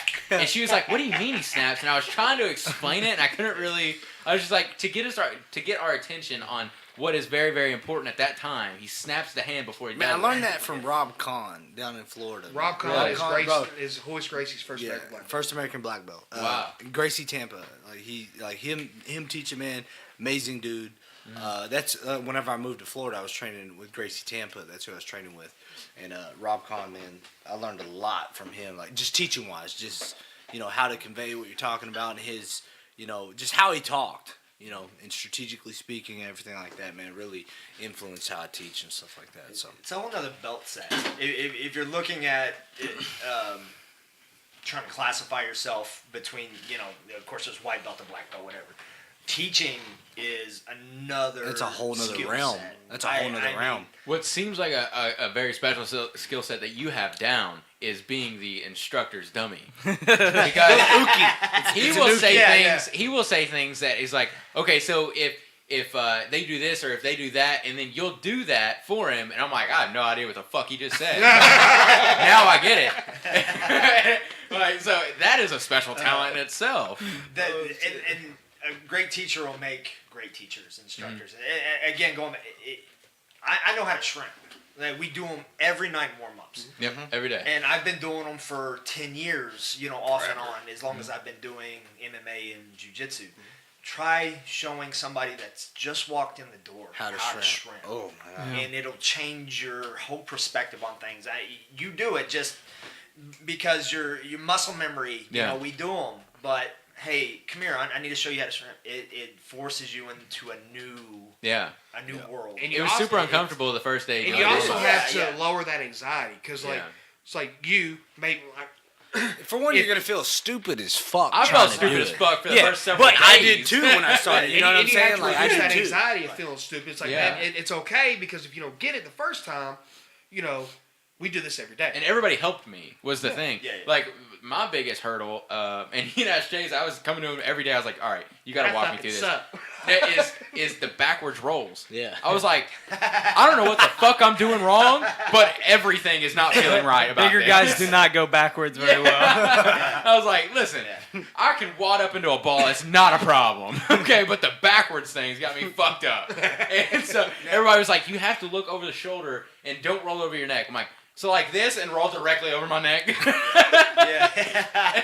So it took a while to get just Right. the footholds down, It's crazy. I mean, even because honestly, Josh has been really good to me in allowing me to come in and help teach kids classes and occasionally helping with the intro classes and stuff like that. So that alone is an honor in itself to be able to do that. But it really forces you to evolve as an individual, your own jiu-jitsu game. Because you've got new people coming in and they're trusting you to show them how to do things properly. Yeah. And if you can't verbally reiterate, how you do it, it makes you look like an asshole. And, that's a reflection of him. And that's honestly for me, that's the biggest pressure is 'cause he's watching you do this. And he's like, okay, I know Fish knows how to do this technique. Now, can he explain it to you how to do it? Yeah. And if he can't, well, maybe he's not, And ultimately, there's also a skeptical mindset, too, of like, does this guy know what the fuck he's talking about? Right. And that's what you don't want. You don't yeah. want new people coming in and be like, well, this And- asshole here. And we've had people like have that mentality until somebody broke down. It's like, look, if you watch Josh teach Monday and say Grace teaches Tuesday, Advanced is Wednesday, and I teach Thursday, I'm teaching the exact same thing that Josh taught Monday and Grace taught Tuesday. But we figure out our own details on our own. You guys tweak it. Yeah. Which is super nice because something that may not work on Monday will click on Wednesday. Yes, and we and tell it you falls all, right into place. And we tell you all that you're going to So I find. do it all week. You're going to figure out your own details. Like me, I always use this as an example of the triangle. Okay, I'm a midget. I got short ass legs. And red. Yeah. So I'm gonna have to do some stuff a Ginger little bit midgets. different. Your way worked well for him. Yeah. Coach Grace's way worked well for me. Exactly. Yeah. Exactly. And you filter that out. Yeah. You get all this teaching, then you just filter out what works for you, what doesn't. You know what I mean? It's like Brandon. We were doing that shot last night, and Brandon's a wrestler, and he's like, "Man, this is a little bit different." I said, "Well, keep on." He wasn't, like, I don't want to do it this way. Right. He's like, "I like it this way because it's different." And I said, "Exactly, because if this doesn't work for you, you won't do it." Right. You know what I mean? If he doesn't like it, if it doesn't work for him, he won't do it. He'll just go back to his old ways, which he's a very good wrestler, so it obviously works for him. Does that make sense? Versus me trying to do a triangle just like Grace, that ain't going to happen. Yeah. It is not going to happen. I got to do a little bit more technique. Couple more steps for us short guys. Exactly. You got that I right. got short ass limbs too. Man, Man, I've tried to land that triangle. I've landed it once in sparring. Did you get on Reese? No. I've never rolled with Reese. Yeah. He's still trying to figure out pummeling. He's asking about pummeling. Oh him. God! This motherfucker was like. Him Yeah. and Lawson were just dancing, Yeah, like they grabbing like hands. asshole. It's like, bro, you're supposed to fucking. You remember that? Dancing. Class? Yeah, He like, needs I to was supposed there. just, bro, come You on. said, how the fuck did y'all end up like this? There's no part of the exercise where you end up like this. Imagine Reese at home. When did I say hold hands? When did I Nose say to nose, holding hands. Nah, imagine Reese at home in the mirror doing this. Good thing everybody's cool with each other. Yeah. Yeah, it's awesome. If we weren't close, I wouldn't put somebody on the spotlight. Yeah, Yeah, and so, Chase missed the day that we had started doing that, but he knows how to do it already. So I was doing it with Juice, and Juice was walking me through how to, because Juice had already done it. Yeah. But it was my first time doing it. I was like, all right, so we do this, and we do this, and so we were starting out slow, and then he started speeding up, and I started fucking up, and he's like, all right, we'll back it down a level. So then me and Chase were doing it yesterday, and we were doing it really, really fast. And then I caught you looking at me out of the corner of my eye, and then I fucked it all up. I was like, oh, damn it. He said, all right, guys, just slow down. I was like, yep, that's for me. I got it.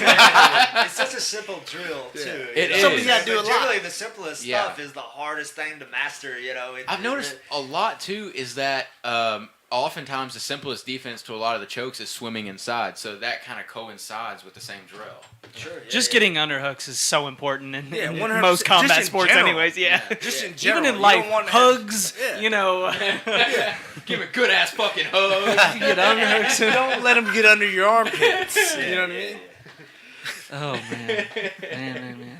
I think Reese was asking what the white belt tips were. Going back, I know we got. Oh, yeah. We got a little. Sorry, Reese. Sorry, Reese. Quit being a bitch, Reese. Stop asking so many Circle around. questions. The biggest thing I see at it, I mean, even this even goes into blue belt, is people get frustrated and they feel like nothing works.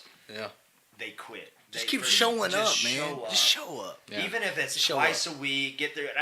I guarantee, like, I've been on vacation from work all week, and I've told myself I'm going to every class this week. That's my goal this week. Even the kids' class. Even the kids' classes. Yeah.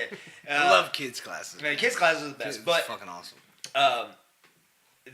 like tonight, it's like, man, I'm tired. You know, I've been on vacation, sleeping on the couch all week, watching, you know, Ancient Aliens and shit like that. You know, Love ancient aliens. look into About it. the Sphinx. They got Pyramid Code on Netflix. Oh shit! And you know, it's like, man, do I really want to go in tonight, man? All right, man, I'll get my stuff loaded, packed up, and I'm out the door. By the time I get in the gym, it's like, all right, I'm here. Yeah. You know, mentally, I've The changed. worst part is going. Like, getting Yeah, yourself for off the sure. couch Yeah. is the worst part. Yeah. Once Yeah. I always feel like a piece of shit if I don't go. Like, I'm sitting on Oh, yeah. like, when I took off a week from work for deer hunting, I missed class all that week, too. And we saw no deer. Did you get anything? Yeah, dude, I got 3 Hell deer yeah. in the freezer. What the I got fuck? summer. Yeah. I'll send y'all Let's all go. home with summer sausage. It's fucking Sweet. delicious. Let's do it. Yeah, Awesome. But all week, man, I would wake up from my nap about the time that we were about to go back out to the stand. We get back, waking up at 3 to go out there until 9, 10 o'clock. Come home, sleep till like 2, go back out, get home at 5, and I was just fucking wore out, man. Ready to go to sleep to get up at 3 Sitting again. around all day in a tree stand and shit. Yeah, so I'd be like trying to go to sleep. I'm like, man, I feel like a piece of shit for not going to class, but I just had to have sleep. That's all it was. Yeah, it's definitely the hardest part. It's is life. going in, man. Yeah, Yeah, but I get there's it. it's It's like an definitely- internal guilt factor because it's like I'm missing out is what it was. I was Fear of missing missing out. Yeah, and I missed out on the anaconda, which I had to be taught how to do. You guys, you showed me how to do that.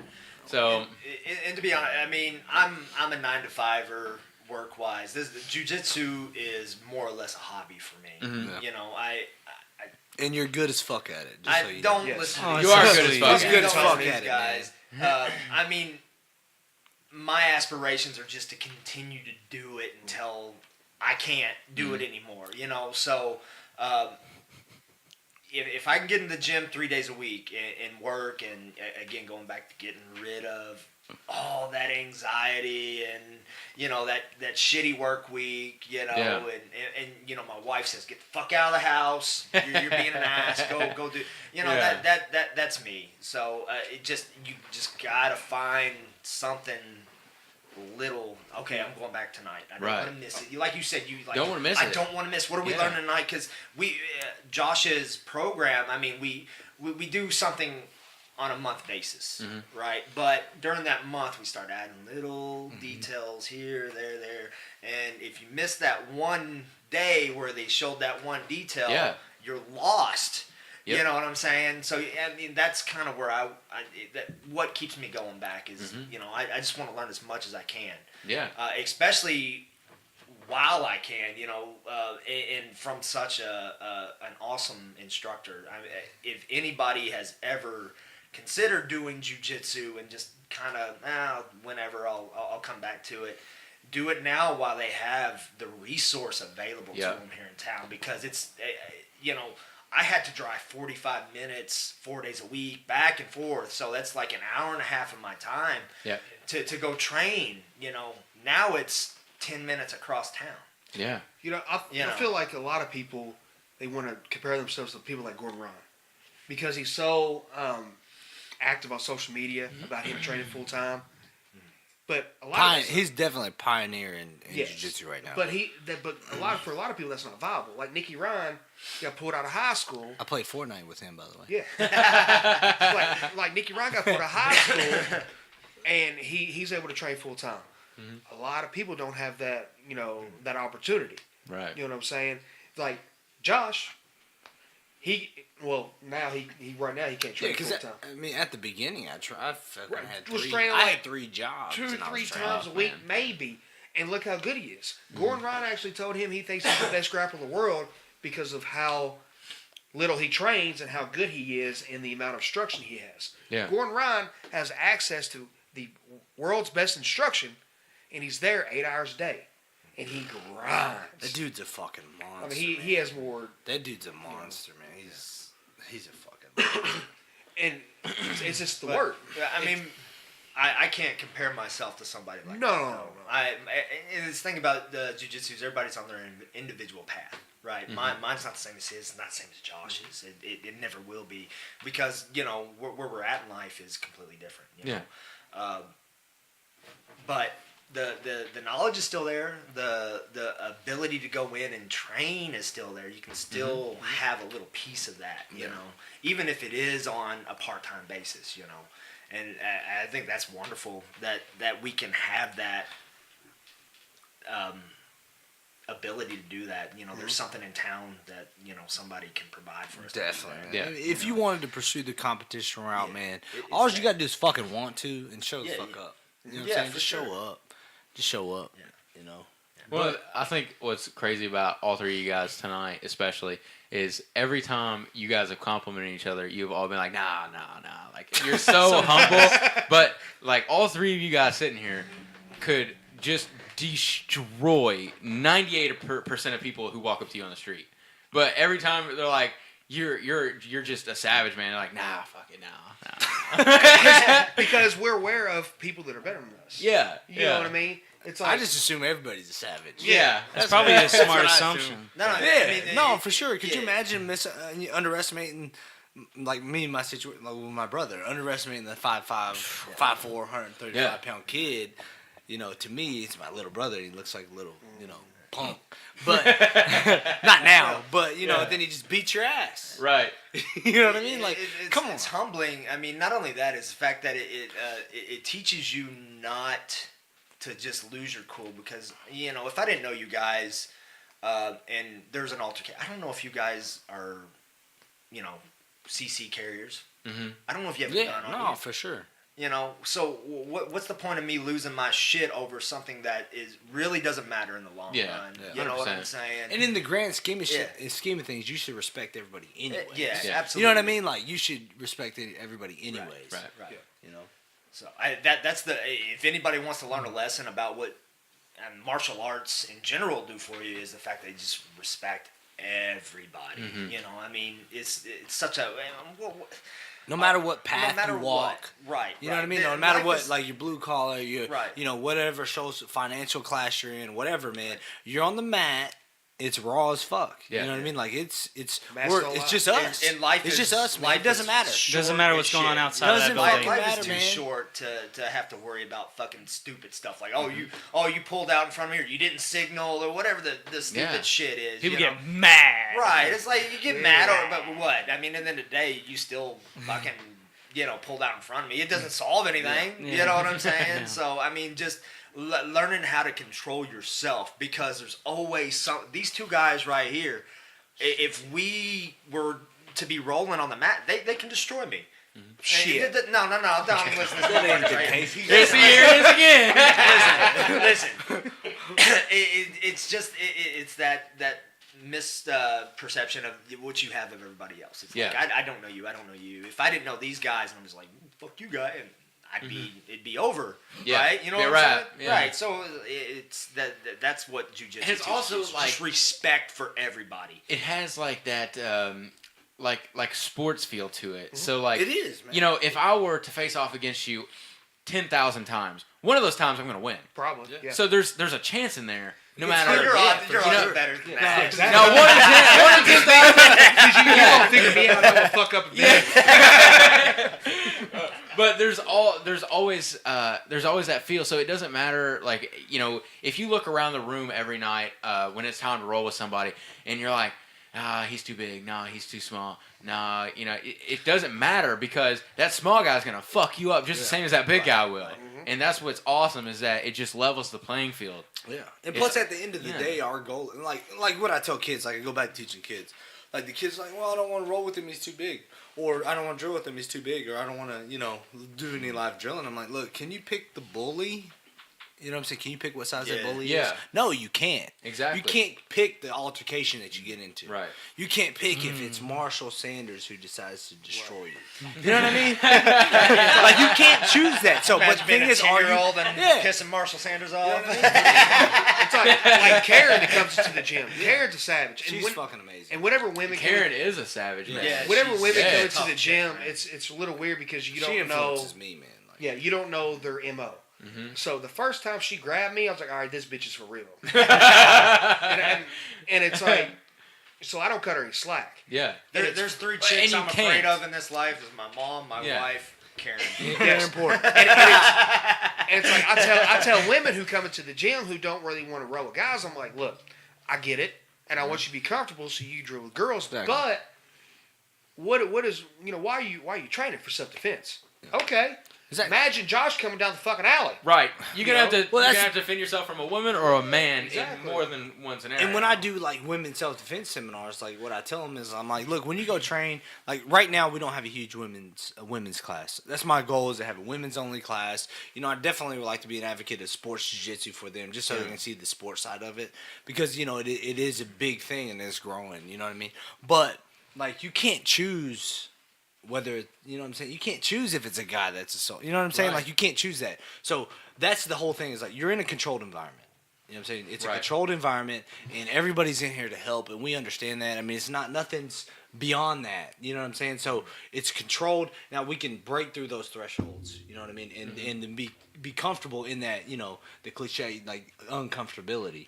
You know what I'm saying? That's the goal there. And like, Karen, man, bro, she'll fuck somebody up. She'll fuck somebody up. 100%. Good luck. I came home. Such My first day of class, for sure. I came home and told Lacey, I was like, there is a woman in there who is a fucking monster. Well, Like, even before I she didn't got even into expect shape. to see women in there. Yeah. Like, period. I didn't expect to see any women in there. I was like, it's a room full of dudes all fucking each other up. There's not gonna be any women in there. And then you see Karen in there. I was like, holy shit. I mean, honestly though, Yeah. you guys know the anxieties that you went through as a guy. Imagine Imagine her. as a As a Imagine female. that. we've had a And not couple that, females like in there. Karen, like Karen, she's what? How old is Karen? I don't want to say 20, Karen. No, she won't 24. give. She won't She's give a about fuck. 19, 20. She's in her Yeah. 40s. She won't 23, give a 24. fuck. You know what I'm saying? But she's in her 40s training with guys, you know what I'm saying, like in their 30s and they're in their late 20s and stuff like that. Like, Karen's in there, like, rolling with those guys. 100%. You know what I'm saying? Yeah. 100% rolling with those guys. If you don't know what rolling is, that's just sparring. Yeah. And we're just not punching each other. Right. You know what I'm saying? Like, Karen's a fucking set. And Yeah. she calls us family. And she comes out with for us, sure. she hangs out with us. Because that's what it is, man. And it it's- is all family. She comes in. Something that won't end because you graduated high school. She comes in, and it's like, we don't look at her as a woman, we look at her as a training partner. 100%. And that's not all. That's Tamika, and then, everybody in our gym, yes, but that's not all women, because it's your attitude that reflects how we approach you. You know what I'm saying? If a woman comes in there, she's Fucking Tamika, man. God. Tamika's a savage. She trains twice a day. She's an attorney for Davis County, In Owensboro. and she's She's a like- savage. yeah. Her and her husband. She's a husband both. twig. Like, she's small. Yeah, But yeah. she's a fucking mean. And It's a mean twig. Yeah. So I'm a social worker, right? So I Yeah. had to go to court one day, and her husband is an attorney too. He sits down. He's like, "All right, man, give me some names to where I can study some stuff and help Tamika out." I'm like, "Damn, that's awesome." You know what I'm saying? Because he really he doesn't train, but he has interest in it because his wife has interest in it. Right. And he says the benefit of it. And she sees the benefit of it. She comes in twice a day, and he wants to help her. And I was like, all right, look at Marcelo Garcia. You got Hodger Gracie. You got, look at Josh's videos. Yeah. You know what I mean? I was telling her to look at, all the competition videos of Worlds and ADCC. And she's a fucking sponge. Mm-hmm. And it's, my theory is people who are smart succeed at this. Like him, being a fucking geek, World of Warcraft.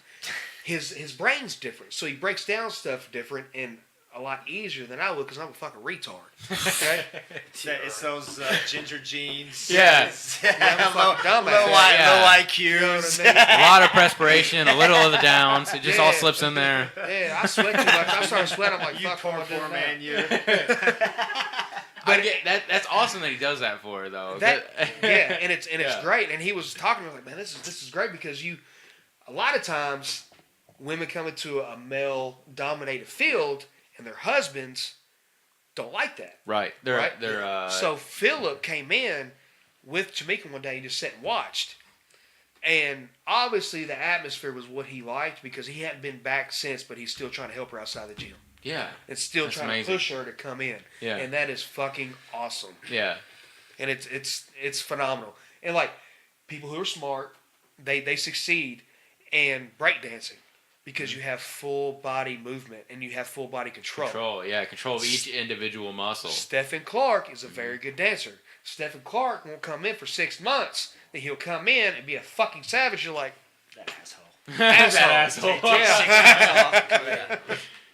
I take 6 months off, man. I'm gonna be dropping about That and Adam Jones. Adam Jones is extremely smart, and he'll come in. He'll take a hiatus for like 3-4 months. He'll come in and more technique, and I'm like, where'd this come from?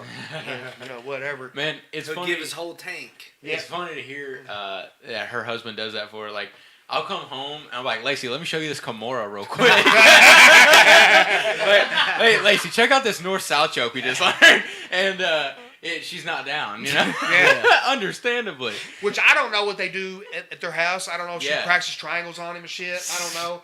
Yeah, she But- drew the line one night. We were all cut up in bed and lights were off, about to go to sleep. She's like, "What are you doing to my arm?"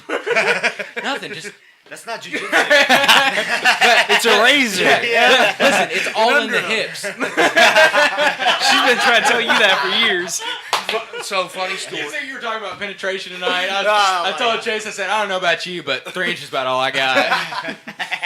Listen, I get nothing but complaints, and I'm not proud of it. Megan, my wife, she goes, about 3 months ago, your hips got really heavy. I'm like, yes, that's exactly what I want. Got it down. Then I was like, my bad. You should have told me beforehand. So like, damn, you didn't have to sprawl on me like that. Yeah. We're still waiting for our thank yous for that, by the way. Yeah. Thank you. Well, we helped you get those hits. Well, you can say you're sorry to Megan. So we owe her apologies. Yes. That's how you got that shin bruise. Oh, hell. You gotta drive your hips to But the all mat. that pressure I learned from this motherfucker right here, I'm like, Yeah. no, It's like, and it's funny because you learn a lot, like just from straight technique, but you learn more from getting fucked up. Yeah. Because he fucks me up every time we roll, and I learn so much. You know what I mean? Yep. And we fuck each other. I got That's choked what out happens. twice with the same choke by this dude. Still have no idea what it's called, It's but I just learned how head to do it because I got choked out with it. And It's just I a head won. and arm. A head and arm choke, yeah. Just squeezing your hand. I learned that in wrestling. And Yeah, and it's you not just even- rotate. Yeah. Yeah. It's nothing fancy, but it won, and so I don't know, man. I'm just fascinated with it all. I have a good time. I'm glad going you. in I'm glad you guys finally came. You Yeah. came in and like it. Yeah. You know what I'm saying? Because I'm having finally learning takedowns, man. Yeah. Oh my god! In sparring, I will just we learned sprawling and the chin strap. So I didn't know any takedowns, so I was like, "Fuck it, I'm just gonna let him try to take me down, and I'm just gonna sprawl on him." So like me and Valentino, we were sprawling the other day, or sparring the other day, and that's what I did. I was letting him take me down, and I would just sprawl and get him in a chin strap and work from there and take his back. And he's like, "Why are you taking me down?" I was like, "I don't know how to do that, man." Well, ask him how much training he's had with wrestling. Yeah. And he double leg Jake Shields. Who's Jake? Shit? Yeah, man. When we went up to New York, training with Jake Shields, training with Gordon and all those guys. Man, that was amazing. Like amazing to do. Like anybody in Owensboro, like we're going up there. We're affiliated with Renzo Gracie, Tom Deblass, and like we have an amazing team, right? And we have some of the best in the world, and it might be like a small, small part of the population because jiu-jitsu is very, it's small in comparison. But like the team that we're associated with, like man, like the sky's the limit. Like some of these guys are gonna end up like GSP trains at Renzo Gracie's in New York, That's Manhattan insane, man. at Renzo's. You know what I'm saying? So like just connection to that. Like that's Owensboro, Kentucky. We go up there and we train. You know what I'm saying? And we stay at Nikki's house and we go train at Renzo's Academy.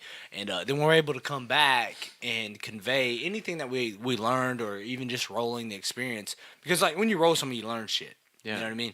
Like I'm a big advocate of like if I like competition wise, like even competing against the high level guys, like I learn every time I roll, like that. Like when I went to ADCC, I told those guys like because everybody asked me how to feel, going against the legends and all that. And I'm like, man, it was really like it took them off the pedestal. Mm-hmm. You know what I mean? Like everybody's a human.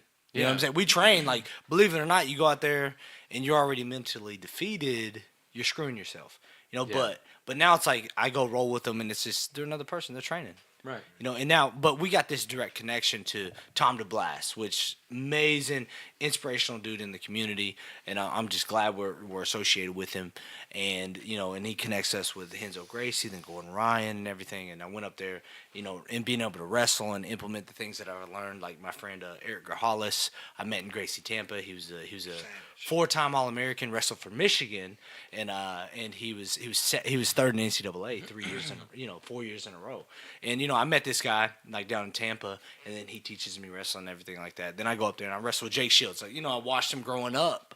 You know what I mean? At Owensboro, Kentucky. And then I go up there and wrestle with him. Then I take him down. You know what I mean? Yeah. He submits me. You know what I mean? Like, we have good roles, but like, it's a real fucking thing. Like, it's happening. Yeah. You know what I mean? And out of, you know, coming from Owensboro, Kentucky, everybody in Owensboro's like, man, you know, shit like that's not, shit like that's not gonna happen. Yeah. You know, but Destination City. You almost But have to disassociate Yeah. with the names. Yeah. You know? Like, yeah, you gotta, like, I don't know who the fuck that is, you know?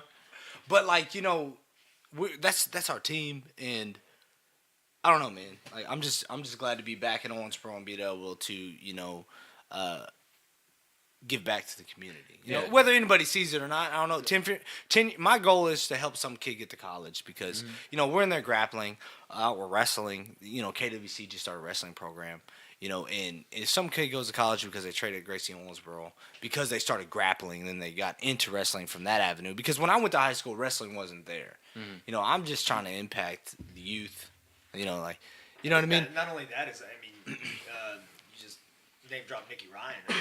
Fucking monster, man. Yeah, Kid's 16 years old. 16, 17, you know, already competing. He was on a fucking world stage, 14, right. fucking up the world-class You know, jiu-jitsu guys. Damn it. That's jiu-jitsu. Like, I mean, yeah, it's right now it's small, but I mean, it's growing. And he's good at Fortnite.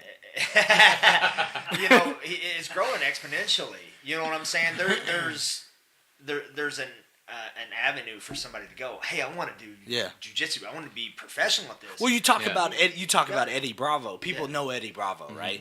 That if you don't, you know what I mean? He's connected. eventually. He's connected to Joe Rogan, JRE, their Joe Rogan Experience. Right. He started the EBI, which created the funnel with the submission grappling circuit into the UFC. Now it's connected with the UFC Fight Pass. So now you got jiu-jitsu, right? You got the mainstream jiu-jitsu, or you got jiu-jitsu, which is mainly in the gi. Then you have the submission-only circuit, and you got Eddie Bravo's a pioneer, and now it's connected to the UFC. Right.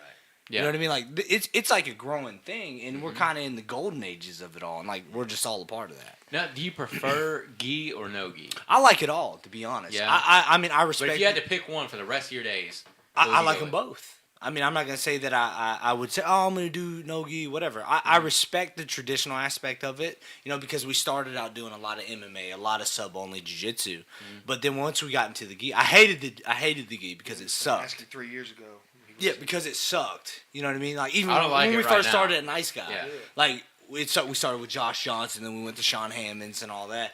But it sucked. But I mean, I like being challenged. You know what I'm I saying? almost don't like the fact that you can use it to control somebody. I don't like being controlled that's the by thing, the it's the- clothing. it's You know the what I mean? great- Like, when somebody grabs the wrist cloth, I'm like, oh, dude, fuck you. But it's a training tool. It's supposed to make it suck. Yeah. You know what I'm saying? If it doesn't suck, then we're not training right. That's the way I Right. look at it. Because the whole goal is to get better, so it should suck. If it's easy, then fuck it, we're not doing it right. Well, just Yeah. thinking You know what I also mean? that way is we train That's the way I in look gi at it. because, well, let's say you got in a confrontation and You're going to be all wearing of a clothes. sudden- Yeah. He's got. Look at this. It's cold outside. No Cross-collar one's broke. choke. Right. Oh, you pulled somebody in guard, cross-collar. I just choked you out with a hoodie. I mean, what are you gonna Yeah. do? I mean, Go so, watch I mean, Chewy's. Go watch Yeah. Chewy's Halloween where they're grappling in suits. They just switch it up every year where they go to Goodwill and they buy a bunch of suits and they'll grapple. Everybody they'll buy dresses like Reese probably has. One in his Reed's closet. got a prom dress going on. You got that prom dress probably on got a deck when you veil. wear it. Yeah. Right, but they'll Corsage. grapple. If you don't know, so jiu-jitsu, you look him up. They grapple in just to show that you can utilize some gi chokes and stuff like that against somebody. I can grab your shirt, you know, and use that sure. against you. This is And, I mean, definitely- it sucks. Hockey? Yeah, hockey 100. Yeah, man. But it's crazy, man. It's crazy. Yeah. Man, that was one of the most frustrating things is me and Chase had more of a foundation and knowledge of, like, groundwork, like watching UFC fights, than most of our friends do. And so when we were watching the McGregor-Khabib fight, everybody all the like we had a big party over here, and everybody was expecting this like stand up brawl fest, and I was like, dude, if you know anything about Khabib, that's not what's gonna happen. And so when he took it to the ground and just was working McGregor, everybody's like, this is fucking lame. I'm like, because you don't understand what's going on. Here's a spectator sport, though. You know, if you want to that's why I watch don't strictly watch striking UFC. fights, you go watch boxing or you go watch Kickboxing. Yeah, Go watch K1. Go watch that. yeah. Wait. Go watch Glory. Glory's Yeah, the go, shit. yeah, Go watch Glory. Right, see dudes right. get I think there's the magic, if you want to call it magic, of somebody taking a fight and putting it on the ground and controlling it the way man. that Khabib did, Yeah. and just somebody who was just out of their element, Yeah. and just. Yep. It's I like, mean, oh, that's you're the best. fuck. You're the best. I'm gonna make you do what I Conor want you did to good, do. though. He defended the strikes from bottom right. and everything like that. But- Yeah. But most people aren't educated. They don't see what's happening. Like, he Right. did good eliminating the damage that he could take. Hey, and the crazy thing was Khabib made Conor look silly on the feet as well, in many ways more than when he dropped him. But because he had to respect his ground Yep. game. Only because of that. That's the only reason he got caught with the right hand. Yep. Mm-hmm. But if Khabib had no ground game, then he probably would have fucking knocked him Yeah. out. Think Yep. about this, You know? though. Being a full fighter, you know. You got Anderson Silva who knocks people out. You got Ronda Rousey who armbars people. Okay? And people say, oh, well, they see Anderson Silva fight, they knock him out. Oh, he's a badass. They Right. see Ronda Rousey armbar people, she's a one-trick pony. Right. So You're just a hater. you're just a hater. Stop the shit. Yeah. Okay? If you're complaining about Khabib taking you down and mauling you, fucking stop it. Yeah. Right? Work on your wrestling. Work your sprawling and shit. Yeah. Fucking stop it. Hopefully you have the conditioning. What- Just, you got 5 Yeah. rounds with that motherfucker. What I loved is that I think Khabib's seen that coming. He's seen that insult coming to him. So in the third round, he did it all standing up.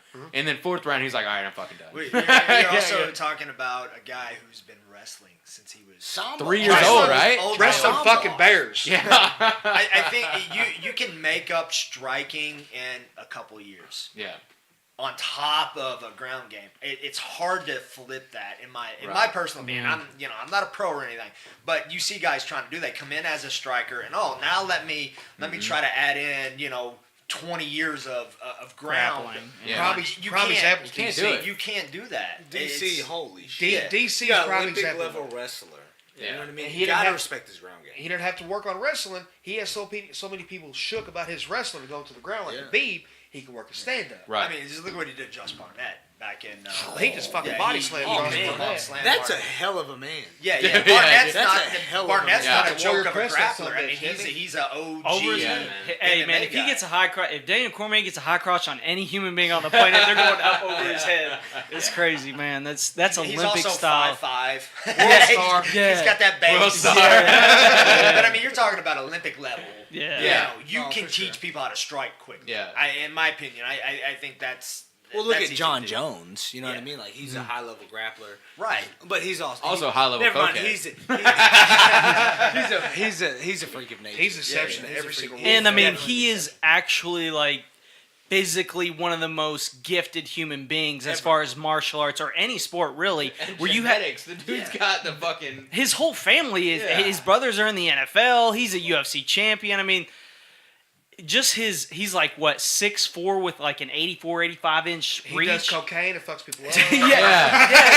It's hard to lose when you can't feel your legs. No slander in here. I don't want to catch a law. You guys got good lawyers. He likes being fucked up I like so much, John he's Jones. not ready to be The, sober. the crazy thing, I watched him try and dunk a basketball. The funniest thing Yeah, I've I've ever seen that seen. video, Yeah, he He tried can't to dunk dunk. a He can't basketball dunk. and he Guy, he's couldn't. got no lead. 6'4", 84 inch reach, and he just hits the rim and falls down. That's what people are like, oh, you're a fucking pussy. What? Yeah. My bad. Yeah. Just kidding. You definitely don't talk shit to him after he. No. You're like, hey, let me show you how to do that. You were jumping wrong, bro. You just got to jump with both your feet. Yeah, it's crazy, but yeah, he's definitely super talented, like from the get go. But yeah, that base started in grappling. That gave him the ability, in his early years, like when even like before the UFC, you saw him throwing dudes, you saw him, grabbing dudes, and you can tell the difference between a guy, especially if you're watching UFC. Like if you're watching UFC or some lower like 1FC or anything like that, you can tell the difference between guys who grab guys who have like real grappling experience and guys who don't. And you can even, if you're watching hard enough, or if you've been exposed to it enough, you can kind of tell what kind of grappling they've been exposed to. You can kind of tell that guy's wrestled before. Oh, that guy's a jiu-jitsu badass. You know, that guy, oh, he's a Muay Thai striker, the way he's holding that clinch. Or, you know, you see that stuff, and a lot of the casual fans don't see it, and it becomes really boring to them. Like Randy Couture, it's really funny because he was so good at Greco-Roman, and everybody automatically associated Greco-Roman with Randy Couture. He was the only guy that I ever seen him push somebody up against the cage and everybody start cheering. Because they know somebody's about to get the fuck beat out of him. I mean, he turned that into dirty boxing easily. It was crazy how well he turned Greco-Roman. Like, he took that grappling base and turned it into something that made him dominant in the sport for years in multiple weight classes. Dan Henderson, too, which they came from the same spot. Yep, Greco-Roman for him as well. I mean, even go back to like the old Gracie Challenge shit. I mean, if you've ever watched any of the Gracie Challenge videos, I mean, you'd have these so-called karate guys and ninjutsu shit. Yeah, death touch. and I mean, go if anybody has not watched those, just go watch that and just see the effectiveness of grappling. Just to be able to isolate and control these guys who all they have is a striking foundation. And honestly, you watch some of those videos, like, it's not a very good striking foundation to begin with. But I mean, and be able to control somebody like that and do whatever you want. Yeah. That's what, in my opinion, that's what grappling and jiu-jitsu is about. Yeah. Okay. Well, shit, just watch Gary Tonner. Yeah. Man. Apparently, he's a badass fucking striker, too, that I didn't fucking know about until he was like, let me do MMA and fuck some dudes up all the way around. Athletic and, you know, he's he's going to be good at whatever He's he a does. beast. Yeah. And he works his ass off. Base and There grappling. you go. Those guys That's live.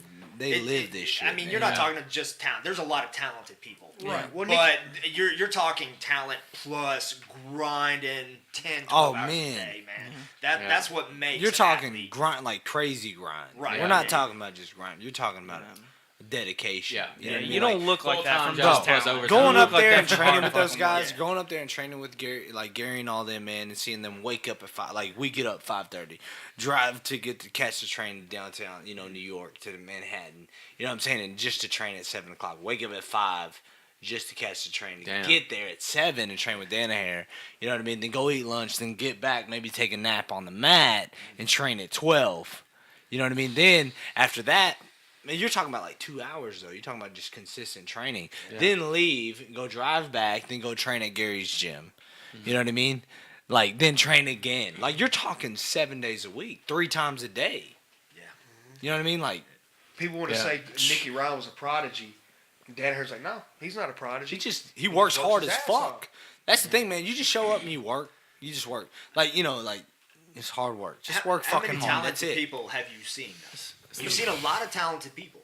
Have you seen talented people consistently come back and keep grinding? There's the big difference between talent and just drive. Not everybody has that We know a drive, couple man. people that come into the gym just every once in a while Yeah. and then just leave and think they're good. Think they're better than everybody else. No. You know, they, That's not I the hate attitude that you need too, to have man. anyway. I hate that. That's not because that. we want to help that. those people. So they come in, and while they're here, they're great training partners. Then they're only there for a day and they leave. Yeah. Because I've been there, man. I've seen it. And personally, you know, you have somebody that's got talent. You guys Man, see you it, want to man. help them so much, but there's, you know, hey, how many phone calls can you make? How many text messages you say, hey man, where you at? And then not just jiu-jitsu, there's other stuff as well, man. Yeah. People, there's talent, there's raw talent, and then there's just people who just they don't have any roadblocks. You know, they see a wall, they bust through it, and then you know. Wait till you that's guys the are in talent you there. see at the high levels, man.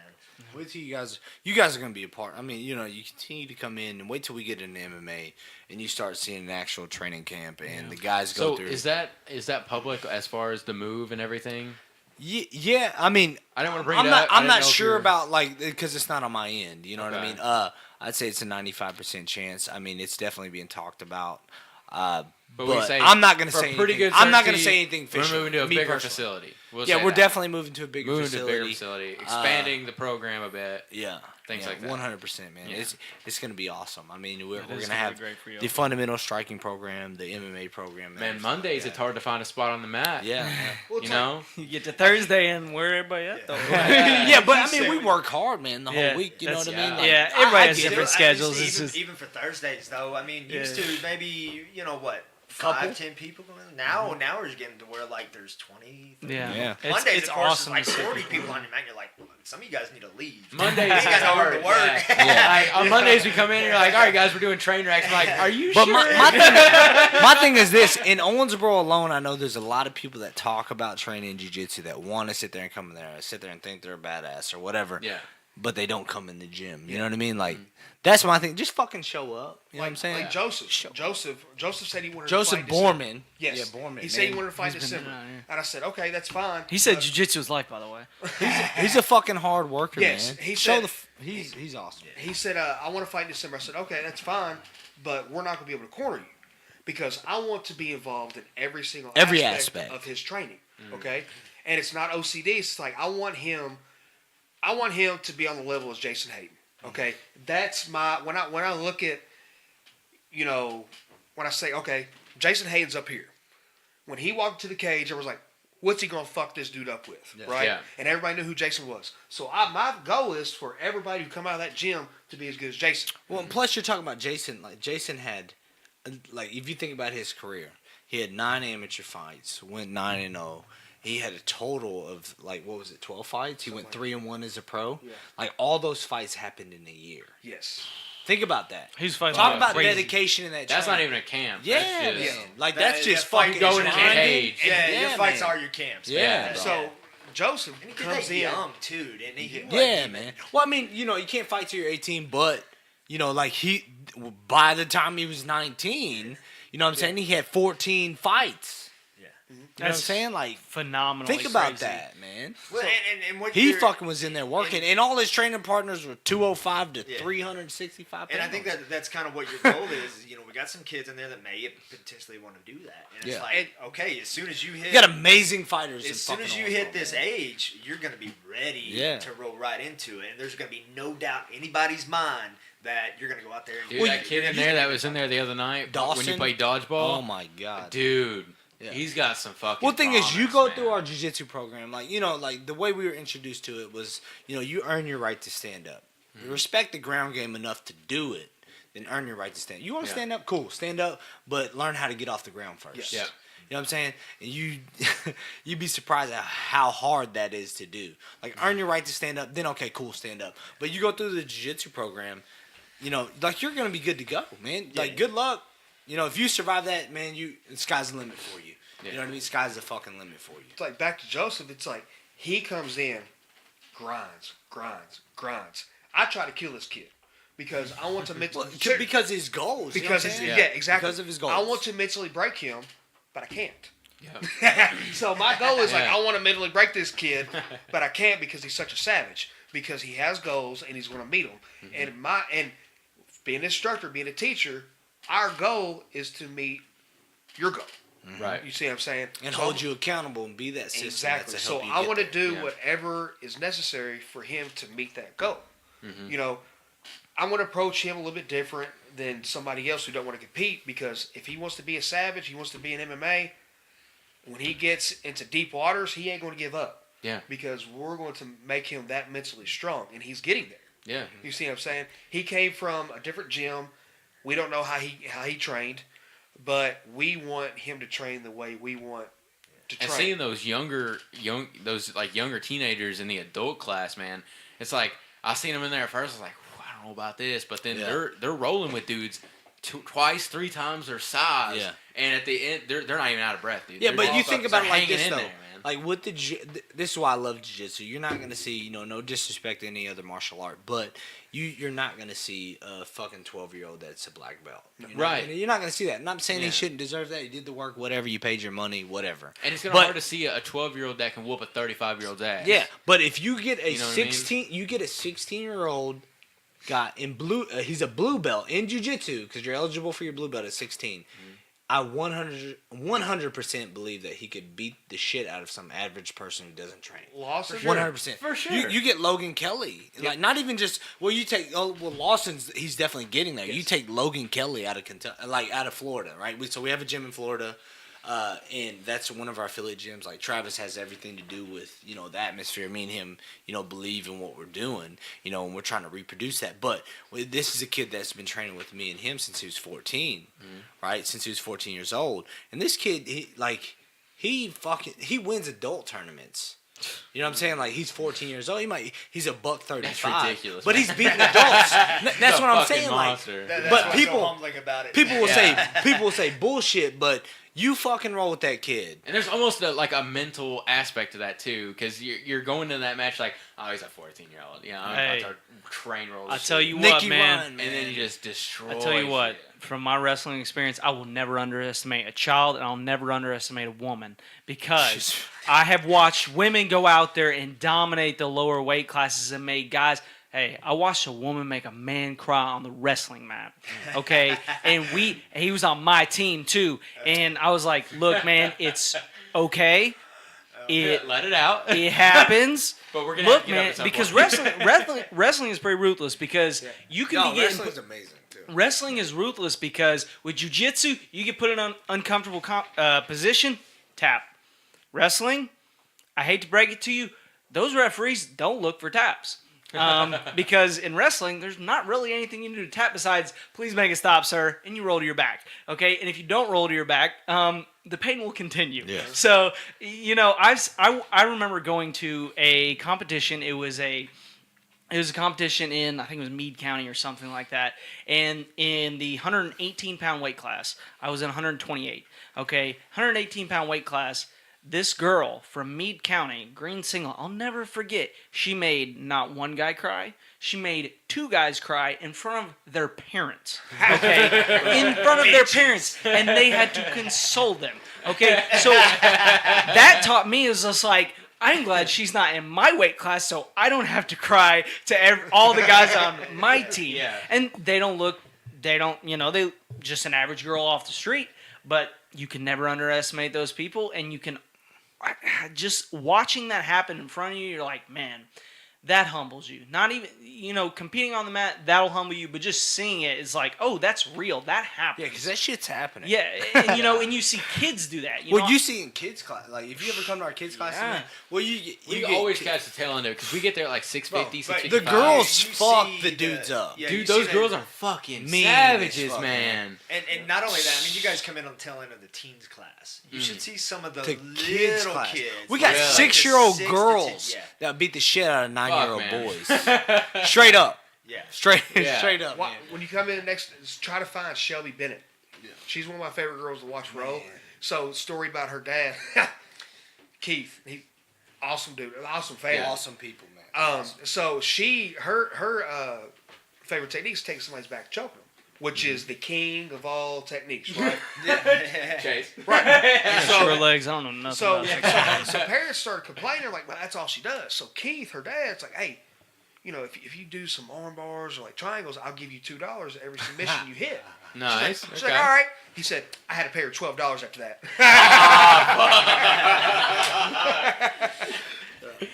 Man, it was there was one like a small blonde girl in there had I think a yellow belt on.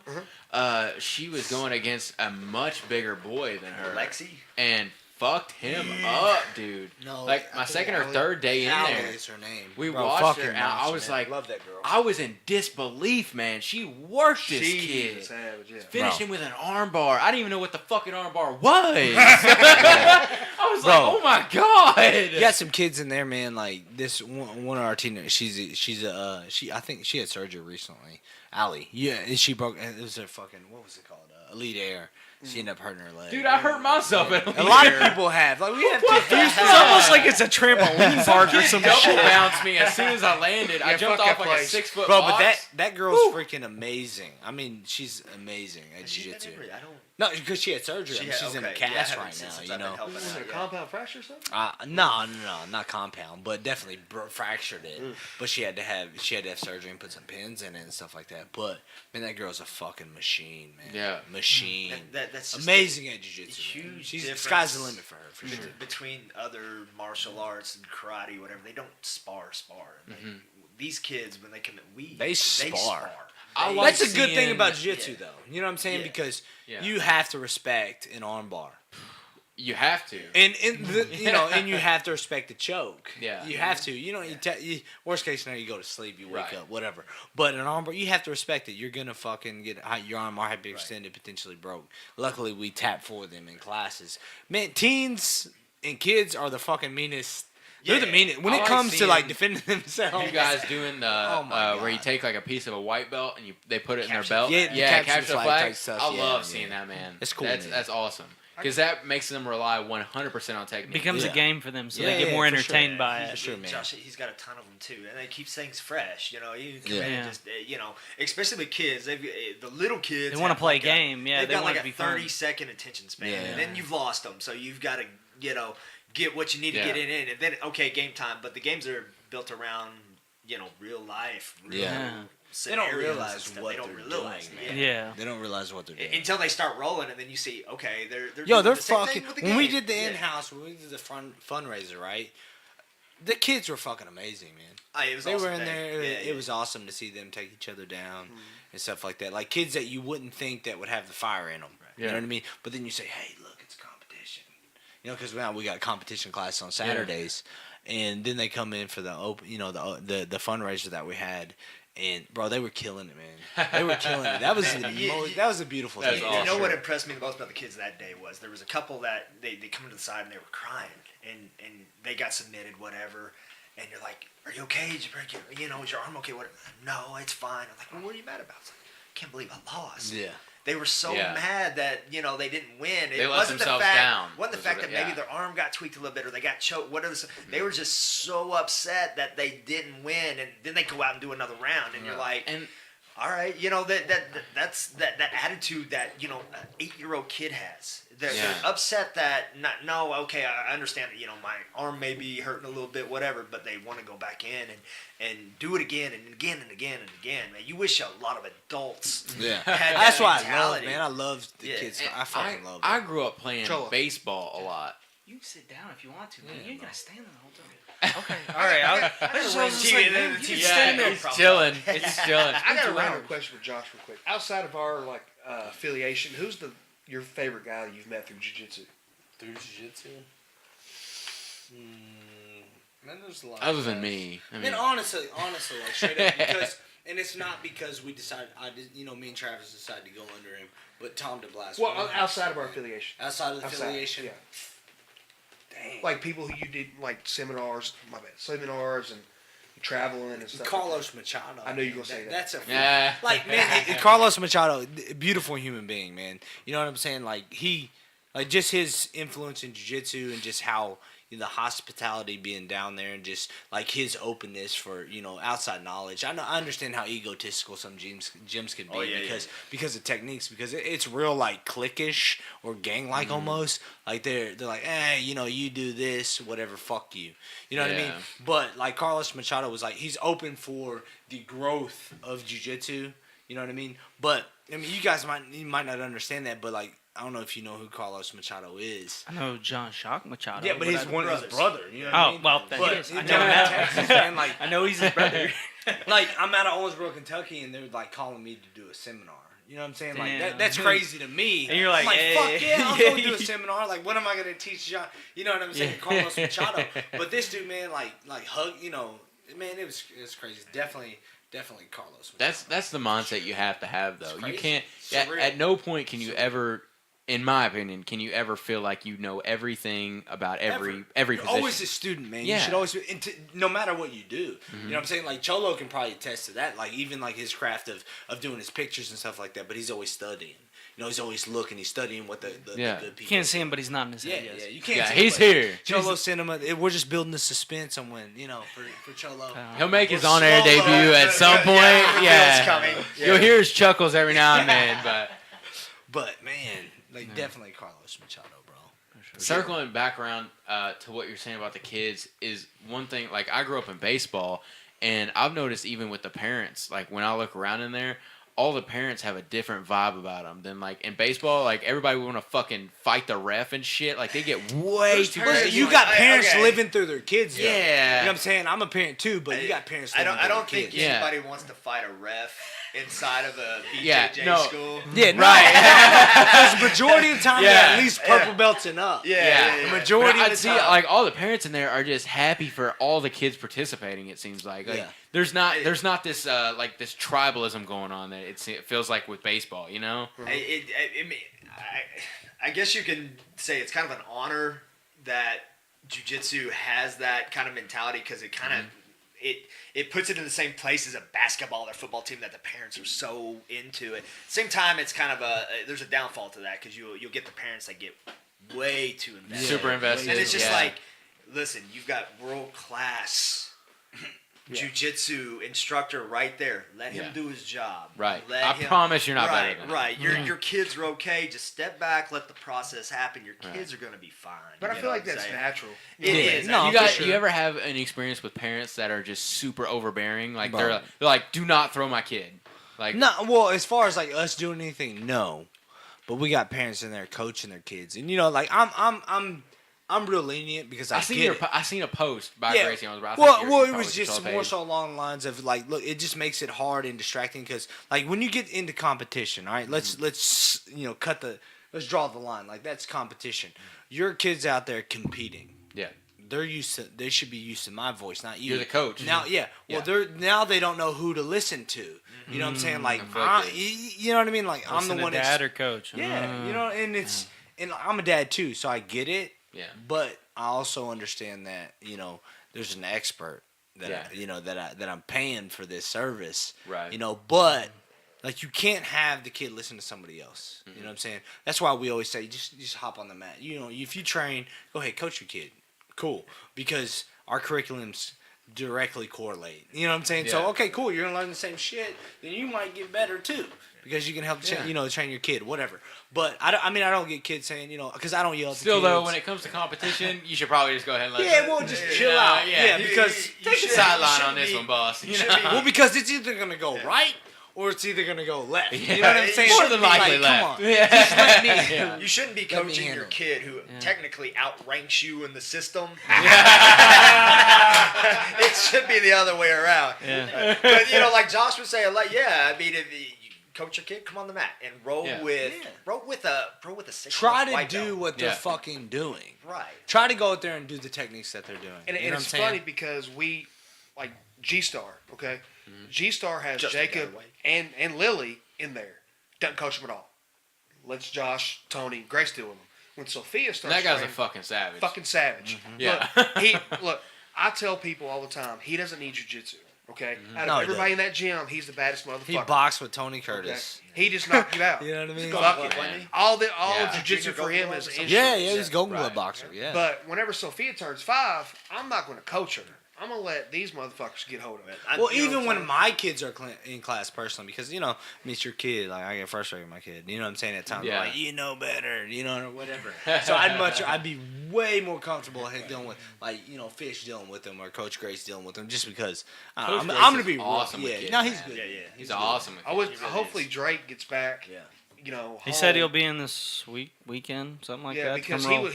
the kids Drake's the fucking goat. love Drake, and Drake's such a good instructor with the kids Yeah. and adults. Yeah, But me too.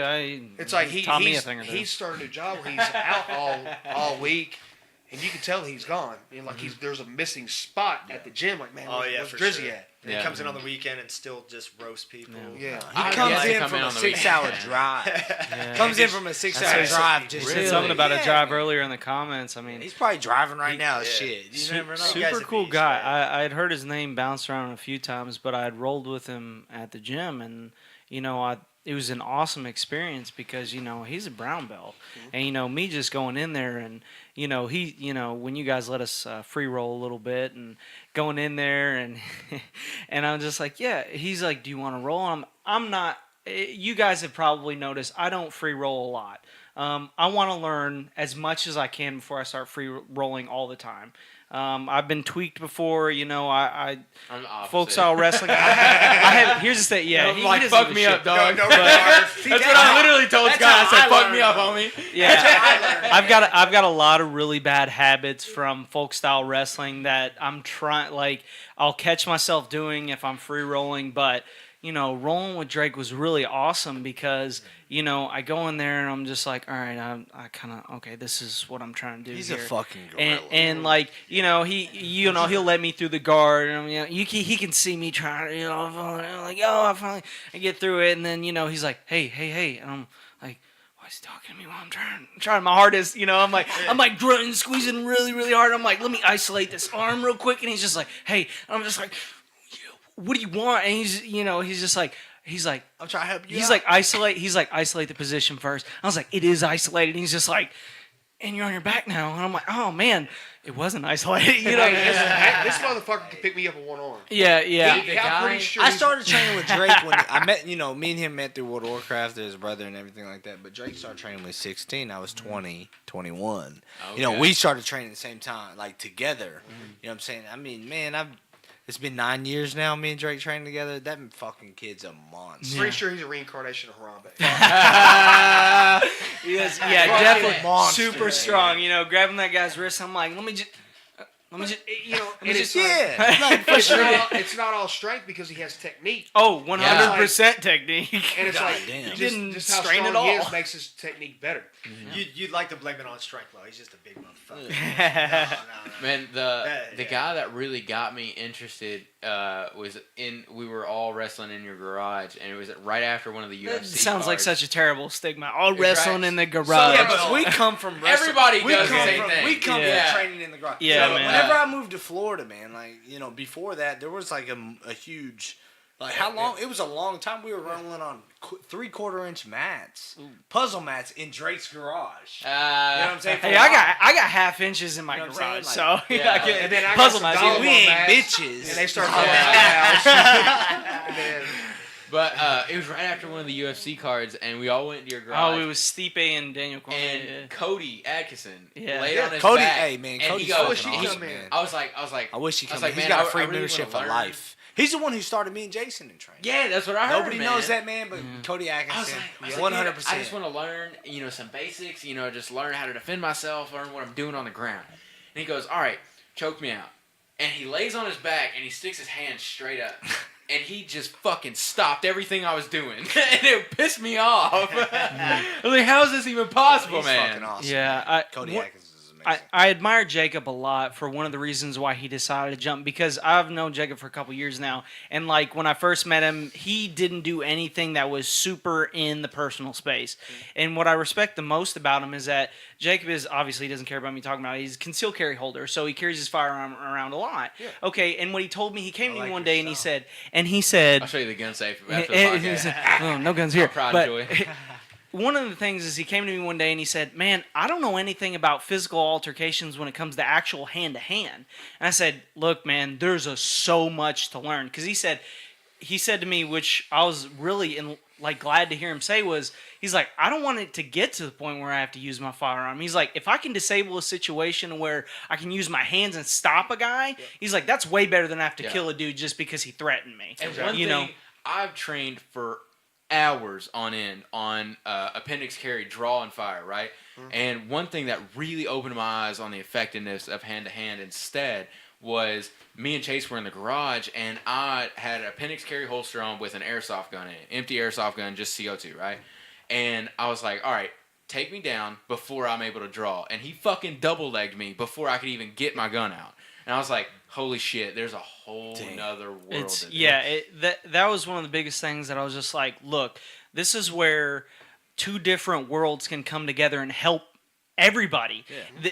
The victim, the attacker, everybody. Because we don't need to be losing more life than what we're losing. And so Bill Mayfield coming on the podcast. Yeah, we had Bill Mayfield. He Mayfield. broke it down. He said it is a gun fight. You have to fight to get to your weapon in most cases. So you have to have both worlds. It's not just one. You can't be proficient in just one. Yeah, no, for sure. and I wish law enforcement, because I'll never forget this. I'm not going to call him out. I'm not going to say his name. But I taught a technique in class one day. He's a law enforcement guy. turned to another law enforcement guy. He said, they didn't show us this in the academy. Yeah, Why they not? teach Krav Maga. And it's like, Yeah. I understand, but it's like everything's evolved since then. You see, you know what I mean? Yeah. Everything's evolved since then, and everybody, I'll take one. And everybody has watches UFC and they're privy to stuff. So why not get a leg up? Yeah. And I don't know if you guys remember, I brought a guy into class, skinny dude, like 6'2". He's actually, yeah, I do that all the time. He's actually a Bowling Green police officer. And we were rolling in there. And he knows, he's got a background in wrestling, cheerleading, and also Krav Maga for the police department. So basically, Yeah, please. Thank you. basically, my tactic, I was like, all right, this guy's way more physically fit than me, but I have more mass than him. So what I'm going to do is I'm just going to suffocate him until we're on the same level. So if I was on top, I would just press my chest into him so he couldn't breathe. Right. And then if he was on top, I would pull him into me so he couldn't breathe. And he told me after we got finished, he wound up finishing me with an armbar out of fucking nowhere. But when we got finished, we were both out of breath, panting, you know. And he turned to me, he's like, dude, I almost tapped because I couldn't fucking breathe. And a guy that was in there for maybe 2 weeks at the time, just learning the basics of jiu-jitsu, went up against a police officer with a vast background and almost made him tap just because of just basics. You know? I'm not talking shit about police, law enforcement. No. But it's the way they're trained and the ignorance of what they have. It's not their fault. But a lot of people, a lot of policemen, I've found a trend that they don't want to come in because they have that gun. Yeah. Like, I don't need this because I have a gun. One of my favorite guys that comes to the gym, his name's Joe Buchanan. Okay? He's a U.S. Marshal. Federal That's a agent. beautiful human being. That's awesome. He man. is Beautiful a human being. fucking That dude's a savage. savage. Even on the mats, just on the mats in general. Yeah. And he knows the value of this shit. And he's a federal agent. He can chase people from here to California. Yeah. You know what I mean? And he knows the value of jiu-jitsu. So it's like he's basically the pinnacle of law enforcement, essentially. You know what I'm saying? And he knows the value of jiu-jitsu. But like front line, like just regular police officers, they don't know the value of jiu-jitsu. Yeah. Ashkan Karbasi, he's a state trooper. Awesome. That's another Bowling amazing Green. human being. Bowling Green. And he's a savage. And he uses it. He's never had to shoot anybody because he uses his jiu-jitsu. Yeah. Jeremy Hamilton, KSP, fucking savage. He knows the values of jiu-jitsu. A lot of these people don't because the only reason they know the value of jiu-jitsu because they train. Yeah. People who don't come in to train, they don't know. They don't know the value of it. And I wonder how much you'd have to almost train with other officers in like full kit too. Yeah. There's got to be space difference, and there's also going to be weight difference. Yes and no, but you also have you have an expert like Josh. He can sit there and break down. Okay, this will be good for you. This won't be good for you. Yeah. The best position for a law enforcement agent, knee on belly. Yeah. Oh, for Because sure. you- Yeah. 100%. Everybody, you can see. He can get in everything. and out. And Worst case Kimura scenario. seems like a super effective thing. yeah. There's for a sure. guy. Super he's- effective. For sure. There's also a guy. What are you his gonna name's do? Jitsu Cop. Nothing. What are you gonna Get your shoulder broke? Yeah. Do you want that? 100%. Then stop. There's a guy in Atlanta. His Instagram name's Jiu-Jitsu Cop, and I'm not going. He doesn't want me to throw his name out, but he has a system. It's all based on the Kimura, and it's strictly to do with law enforcement. And he teaches law enforcement the advantages of the Kimura when you're arresting somebody. We got Ruben Alvarez down in Florida. He's part of our affiliation. Trilio down in Miami. He was a PD for 20 plus years. He retired. I mean, they use the Kimura a lot, just in law enforcement. Yeah. And I mean, just for control. Super effective. You don't Yeah, I was have gonna to say hurt. you can use You don't it. have to hurt somebody, but yeah, you can. You could if you needed Yeah. to. But then you can transition into chokes if you needed It's to. one of those that you can got take control it their from arm. like a 1 to 10 if you need it. Yeah, You 100%. can apply discomfort, you can apply pain, and you can apply a broken bone. Because pain compliance is a real thing. You Yeah. have to respond to that. If you don't, you can't use your shoulder anymore. Right. So Nick Roby, he said he was training like 2 weeks, and we have a technique called what time is it grip. You grab the trap and you rotate your forearm up underneath the chin. It's pain I learned compliance. that from Rob Kahn, by the Yeah, way. Rob it's Kahn. pain compliance, sometimes he can break your jaw if you do it right, if you do it, forcibly enough. But he said he was arresting somebody. They had him on a stretcher. He was going nuts. Slapped that one time as a grip on him. He quit. He's like, sorry. It's like, man, fuck that. I'll chill. Yeah. And that's all it took. Yeah. He went, Because pain compliance is a real thing. Yes. Man. As far as the sports side of it goes, man, you can talk about one technique that I've just locked onto has been the Kimura.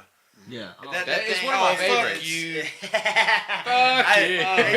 I mean, think about it. I mean, just somebody who doesn't know jiu-jitsu and how to keep their arms in and not as soon as somebody They're flares, fucked. Majority of fucked. people are Yeah. fucked. If you train yourself that muscle memory, anytime somebody arms comes out, I'm gonna lock And a that Kimura. haymaker, dude. Yeah. 90% of punches thrown, like for normal dudes, haymakers. Yeah. Wild, crazy. And all you punches. got to do is step in. Yeah, man. I think there's a lot to say about retraining the law enforcement and enforcing some of these techniques to kind of Blake Dickens said it just a second ago. Teaching them some of these things and kind of like pushing it onto these law enforcement officers so that they're more confident in themselves to handle a situation with their hands rather than with their gun. Man, it's such a Save weird- lives, But save It's people. going to take a lot to It's set such a that weird ego Yeah, situation. for aside. sure. Yeah. Like a lot of people Yeah. do not want to train because they don't want to start at the bottom. Just Yeah. understand that you don't know a goddamn thing.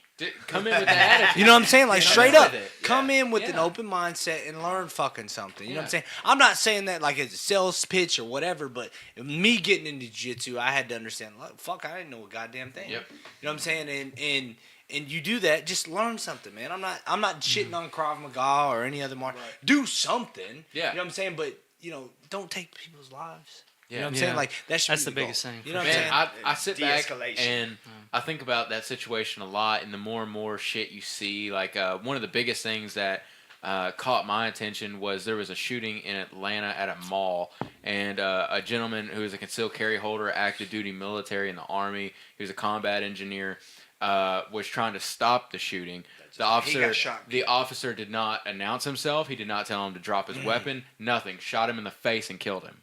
Yeah. And that is something that is completely unacceptable. We're just in a weird time. as Man, far it's as so that fucking stuff's weird. going. Chaotic It's- time. 99% man. Like, of you're the time, right. Everybody's on Yeah, level man. 20, and No, it's like, nobody wants almost- to. Yeah, Almost all the time, I'm on the side of law enforcement in these situations. Right. If you comply, you have nothing to be worried about. Okay? But in situations like that, it's super weird, and it's like you have to question where we're going with it. Mm-hmm. Are we going to go the route of like the UK where they're non-lethal? Are they going to have rubber bullets? But that's not a good option because we have real bullets. I have a theory. You know? You remember how Tony was talking about people getting agitated real easy, Mm-hmm. but if you train, you're like, fuck it. Yeah. Okay. So, like Josh said, there's a quote that says you have to be comfortable being uncomfortable. Okay. Now, my theory is if all these law enforcement agents trained, okay, they would approach these situations differently because they're used to high stress situations, and they won't become so trigger happy. Yeah. They will learn I can do other shit to subdue this guy instead of shooting this dude. Well, Right? They in wouldn't. some They situations. wouldn't start freaking out. Yeah, They in some would. They situations. would understand. And I'm not training any kind of like firearms or anything No. like That's that. So, also coming from- experiencing that's what would Yeah. matter is experience as That- far that's as coming when it from comes to a hostile situation with potential Us guys firearms. who have absolutely no idea what it's like to Right, be right. immersed I'm- in that environment. I don't every know what's single going through day. their mind, but And I think something Joe Rogan touched on that really hit home is that I completely agree. I do not think the job of a police officer is a career path. I think it's something. It should be like a political standing as far as like you serve a few years, you do your Do some diligence in tours the like you do in the community, military. and Come you get out. out. I don't think it's come out. something you should be immersed in all the time. Yeah. It's, Serve it's for 30 years unbelievably on the stressful. force. but think about it. You got these Marines. Yeah, You man. know what I mean? Like, Always. we have one of our best friends is Chris Willard. He's a Marine. Okay, and they go through such hard training that you're getting shot at. Like Troy, his brother's a Marine. You get shot at, he's like whatever. You know what I'm saying? If you didn't go through that training, you're getting shot at. You're gonna shit yourself. Freak the fuck I out. would. Yeah. I'm like fuck this. It's a totally different thing. You know what I'm Yeah. saying? I don't fucking have a clue. You know what I Right. mean? So, you'd You'd be a better better have have some all day long, but if experience. somebody's Yeah, shooting that at don't you, mean a you're gonna goddamn fucking thing. freak out. That's why, like, anybody comes in, what's your best self defense? I'm like, first off, you should have Run. your concealed. You should have your concealed carry. Yeah. Right, and run. Worst case scenario. You know what I mean? Then if you got into a physical altercation, do some jiu-jitsu. Do everything you can to not have to kill someone. Yeah, exactly. Yeah. 100%. Is the bottom line. But if I'm not ever going to say if a police officer shoots or kills somebody, they're wrong because I don't know the whole scope of the situation. And a lot of times, these body cams are making a huge difference, man. A lot of times, they're putting you in the perspective of the officer. Yeah. And at the end of the day, if I'm in that officer's shoes, I would do the same thing. It's like, if it's between me going home and that guy going home, and I know he's an armed person who wants to kill me, man, it's going to be hard for me to not see my kids. Yes. You know what I mean? Yes. So, but like I said, you see bad judgment calls, you see good judgment calls, and you see them both equally almost. But the ones that always stay with you are the bad judgment calls. Yeah. So it just leads you to wonder where it's going. The only bad judgment calls we see are the ones that are on media. You know, the egregious blasted ones, out. super bad. Well, and the internet blew that shit Internet, up. yeah. But if we have good judgment calls, we never hear about it. So we don't Facebook we don't Live. hear about them, shooting somebody that need to be shot. Yeah. We just hear about the shit that they have a lapse in judgment sometimes. You know what I mean? Yeah, again, it's a high stress situation. But man. You can't. I can't speak on any of that, man. I mean, I've never been in a situation, and I've got my concealed carry permit. Thankfully, we've never been in that situation. Thankfully, yeah. And usually I don't even carry, and for anybody that's trying to mug me later, that's still not a great idea because I've seen this motherfucker fight. So. Anybody want these hands? Yeah, he doesn't care. I don't should see the guys he hangs out with. It's such, and my wife, I encourage my wife to go get hers, and she always carries, no matter. My wife does too. Whether she's going to the Those store. can still carry purses. PSA. That's dope, dude. Yeah. I don't care, but my wife does. So what's up, bitch? Fanny pack. Fanny pack. Yeah, he always has his fanny pack on it. Hey, man, look. If you're thinking you can get away with a petty robbery, and you look at me, that guy's got a fanny pack with some nice goods in it. I got some goods for you. I got some hollow points. Goods for you. You want this wallet? Here, take it. Yeah. If somebody was trying to rob me, I'm going to do everything. Okay, take my wallet. There's no money in there. Yeah, anyways. Yeah, good luck getting money out of that shit. Yeah. I've never, of course, going into, I'm getting my concealed carry. I'm going to carry a gun. I'm going to feel stronger with a gun on my hip. And really, I felt less secure. You feel more vulnerable. It's like, okay. I have to pay attention to 10,000 more things than I didn't have to. And you have to be conscious of bad judgment calls. You can't be that guy. Right. And now even with like this, that's something that's always been in the back of my head, but it's never came to fruition. This shooting that was happening in the mall where a good guy got shot because the cop failed to announce himself, man. Yeah. That is terrifying. Yeah, for sure. By the way, Tamika said, "Great job, gentlemen. Excellent points being made all around." Tell her I love you, Tamika. Tell her we hope she's getting feeling better. She's been sick all week. Yeah, I checked up on her today. She said she was talking like a man. But she rose like a man too, so it's whatever. But do we have any information on that cop that shot him? No, man, not a whole lot has been released. Well, I would like to know how long he's been on the force. Well, probably. And it doesn't really matter in terms of time on force. I think it would matter in terms of number of times you've been in that situation. Well, what I'm saying is, when you look at the timeline, man, you don't want to be the cop that waited outside the school and allowed kids to keep getting shot because you were too scared to go in. But you also don't want to be the guy that goes in and shoots the wrong guy. What I'm saying is, if he was on the force for like 2-3 weeks. Yeah. You know what I'm saying? He may not have that experience. No. I don't know. I almost think it would be the opposite. See, I've got several good friends that are police officers. Yes. And I can say that the newest one that has joined the force is by far more self-conscious, more because law-abiding, going on. Yes. more like just overall more conscious of his decisions, of the ethics, of everything. So I would think it'd almost be the opposite. The more times you've been put into a stressful situation of it's me versus the enemy, you see normal citizens as now the enemy. We also got those pieces of shit who love power. For sure. because there's for sure. just like with like social work, there's bad social workers who don't give a shit about what their job, and they don't make home visits. They don't give a fuck about their kids. That's got to be hard for you to control your temper in like bad situations like that. Yes and no, because you know that like you see a piece of shit that's just beating their kids, like well, that would be hard for luckily, anybody. I only deal with a lot of like meth. Okay. I don't deal a lot Yeah, of that's child lucky. abuse. and it is. So like Love that shit. well, How much a G, homie? what I'm saying is like I don't deal with a lot of like child abuse, meaning like physical abuse. Right. I deal with a lot of environmental. Yeah. Which environmental to me, if you're addicted to drugs, you have a disease. Yeah. So I think I take a therapeutic standpoint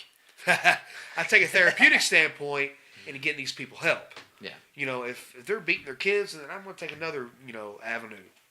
You know what I mean? Mm-hmm. But yeah, I go home and I think about shit. You know what I'm saying? It's like, dang, I wish they would have done this. Hey man, I try to not put myself in that kind of career path. Like I wanted to join the military, and I thought about it long and hard. My mom didn't want me to, and that was ultimately the deciding factor. Yeah. All my friends joined, man. Almost every single one, besides Chase, almost every single one of my friends is in the military or has been in the military. It takes a different kind of person because you want to help people. Yeah, but I thought about it, man. And I was like, all right, imagine yourself overseas, and you have to shoot somebody. All right, now you have to come home and you have to live with that. Can you do that? Well, and I thought long and hard about it, man. I was like, I can't do it. Think about this. So I'm not going to. So when people see us train or spar, like I don't see how you get a hit in the face and not get pissed off. This may be a bullshit comparison, but it's due to training. Okay. Yeah. They brainwash you. They break you down mentally to build you back up to be a fucking savage, right? So you talk to any Marine or anybody, Army, any Navy, whatever, they can tell you about the training and then how their mentality has changed. Yeah. Talk to Chris Willard. Talk to Troy Hayden. Yeah. Well, even like with their training, like I know at the end of the day, as it's And everybody who's getting upset, you have to understand that we are 5 guys in a room that have been drinking. If people get mad, well, like if they're getting mad, tell them to come down to the gym. If you're getting mad, it's time to just tune out because we're gonna say whatever the fuck we want to say anyway. So get that across your plate right now. Let me say this. Based on that. Well, you got these guys that are out deployed, especially like talking to my brother. At the end of the day, regardless of the training, at the end of the day, he's coming back home to see his family. Yeah. Regardless, that's it. And if you have to kill somebody, you gotta kill somebody. Yeah. It is what it is. You're going back It's you home. versus them. Especially if it's a time of war. You know what I mean? Yeah. Like, I'm sure we could all imagine those situations and say, hey, I'm going home. I'm sorry. It is what it is. Yep. And I'll live with that That's consequence. what's crazy That's it. About right now as far as the states But go. unfortunately, that's not it. Yeah. You know what I mean? Yeah. It's a lot of. There's nothing that is mentally acceptable about killing another person. No. And as long as it's so weird too, because as long as we've been humans, we've been killing each other. But I think it's all about how you cope with it. Yeah. You know what I'm saying? So I think that maybe going through that training gives you ability to cope the with it. training kinda. is more physical than it is mentally. Mental, yeah. Yeah. There's no. That's I one of the honestly don't think biggest- there is any kind Yeah. of mental preparation. There's not. into killing killing somebody, somebody because Anytime you can put an 18-year-old with a fucking rifle and tell him to go kill somebody is almost insane. Yeah. Yes. Well, I mean, I know a couple of people that, military-wise, they've done that. Yeah. They'll never talk about it. Because it's repressed, man. It's Yeah. something they just don't address. I mean, Yeah. my wife's dad served in Korea. He's probably put somebody down. It's not something you're gonna ask about he- either. You don't. Yeah. Talk about. And I mean, we know guys. like, what do you do? at our gym Yeah, I guess at fuck Gracie say that. Owensboro that served in the military? They've probably had. You don't talk about it. Yeah. But at the same time, it's just that's a tough position. It's just a fucking shitty rough. world we It's live in. yeah, You know it's what I fucking mean? rough. Like, at the you end wish of we the didn't day. have to deal with it. I wish Like- we lived in a world where we didn't have to carry, even though shooting a firearm is a lot of fun. You go out to the range and Oh, shoot dude, it. it's the most fun. Yeah, it's fun. But if we Yeah. didn't, if Triggered. we could, if Triggered. I'll show you triggered. no, I'm full support of Second Amendment. I love firearms, but I mean, obviously we've got people out there that just step over that line and take advantage of shit. Yeah. And it's sad when things have to resort to. Trent Something Genosa like that. used to be a sniper. And he could tell you about the training you have to go through to be a fucking sniper. It's insane shit. To be able to sit there for and hours. shit on yourself To shit without moving. I do that hours? anyway. For hours. He could sit there and tell you he I sit didn't have to there go for to military hours shit on myself. upon him. I pretty much did that since I was born, so hate to brag. No, but Trent's probably one of the hardest guys I know. But I mean, That's another. he's another human Yes. being. Another human Yes. being. He's nice. He's very, very nice guy. But somebody I would never want to get on the wrong side. You should probably have him in here to talk about his training and his experience with We'd sniping. love to have a guy like that Holy in here. fuck. Trent's awesome, man. Yeah. Trent is We love so having dope. veterans in here. That, Fuck yeah. Dude, Bill Mayfield's still one of the coolest guys we've had. yeah, I really mean, do. He you does, know, he owns a gym here too. Hidden Samurai. He does, Hidden Samurai does Pakiti Tersha, right? Pakiti Tersha. He What's- does several What's classes. the Kitty Tarsha? It's like a combination of Krav Maga and a little bit of, I guess, Weapons fighting. it's knife several stick. I different know things. he's It's big got a into little knives and stuff. Yeah, it's big in Big it, into very big in everything. it. Yeah, he was into everything. Yes. I did my He did Kali and everything. my CCW class with him. Yeah. And he Very sent- smart, He took very a couple of us guys that were more advanced in firearms. He held us over after class, and he gave us basically an intro to bodyguard class. Mm-hmm. So if I was walking with my wife through the mall and I needed to pull her behind me and then draw find target, and it was super cool, man. He knows a lot of That's shit what's about up. weapons training. Yeah. Yeah, absolutely. It was awesome having him in here because it ties in a lot of things that we were saying. It's just like he's got a martial arts background. He did some professional fights and jiu-jitsu and all that good stuff. And then he's also a firearms instructor. So, he knows the ins and outs about firearms. So he knows the importance of all that things and being able to see both sides of it, really opened my eyes to it as well. And I'm sure, that podcast opened your eyes up too. Is like, A lot. man, that dude could fuck me up just because he's close to Taking me. his class opened my eyes. Yeah, I'm sure. Watching him dump them at a 45 has a lot of recoil. Therefore, it's inherently harder to fire consecutive rounds fast, right? Especially compared to a 9. So watching him dump his mag faster than I could dump my Glock 19, which is a 9, was just like an awakening for me. I was like, holy shit. It's like another world of where there's badasses Yeah. in this respect where it's just like I can't fuck with that kind of firearms And not just ability. quickly, but He's a black super belt accurate. and that sort of shit. So yeah, it was awesome to have him on and talk about that sort of things too. And I wish glad he that still all- trained. Yeah. I wish he'd come to the gym. It would be Yeah, cool. he's an older fellow, so It'd be cool. he's He's a little cantankerous. He's very, very set in his ways, yeah. which is nice in some ways, but it's not nice in other ways. I think he actually unfriended me. But it was just You because, asshole. Yeah, well, that's fine. I am, and I'm fine What did with you that. do to him? I didn't do anything. I think it's a difference of political view more Yeah. than anything. I get it. Well, Good fuck thing you. the internet allows you to be able to do that. you Yeah. know? Yeah. No, basically, I just say fuck you. But yeah, Love the guy to death. Do you Either like way- dudes? That's Do I like Are you dude? gay? don't talk Like, do I suck dick? Yeah.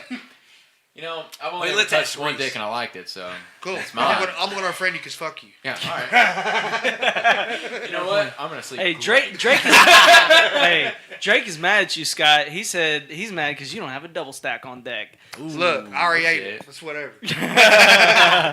You can't keep them in front of me. Oh, good shit. Man, Right. one of the funniest fucking things to me is I was worried when me and Juice were doing Neon Belly, and then we transitioned to the other side. I was like, man, I'm afraid I'm gonna fucking hurt him. I don't want to put all my No, weight Juice, on it. Juice is savage. You He can't hurt him. Josh came over. He's like, no, this is what you're doing, and he was like, all right, here's your ribs, and then here's your what was it? Solar plex. Solar plex, and he was like, see how this is more uncomfortable? I was like, no, they're both pretty fucking uncomfortable. Yeah. Hey, But at least you're not gonna break these. Feeling the pressure difference between a normal sparring partner and you who knows what the fuck you're doing is Hear that, a Juice? different You don't world. know what the fuck you're doing, Juice. Juice absolutely knows what he's doing. Juice, I feel like Juice is such. I don't know how long he's been in there, but I feel like he's worlds above. About a year. Yeah. I feel like he's worlds above. His movement is incredible for him. He Well, moves so take fast. that back, his natural movement. He's been doing that just when he first started training. Really? Yeah, man. He's just been completely. He does not stop moving. Which at the end of the day, movement's life. You gotta fucking keep moving. Even in you can't just sit there and stop. You know what I'm saying? Like, you don't, like, we always talk about not laying flat and everything like that. But Juice is, if he continues to train, man, the sky's the limit for that dude. For sure. Joseph Borman said, Tony, you got to put a chew in. Not a chew. It's snus. It's a classier chew. It's a gentleman's pouch.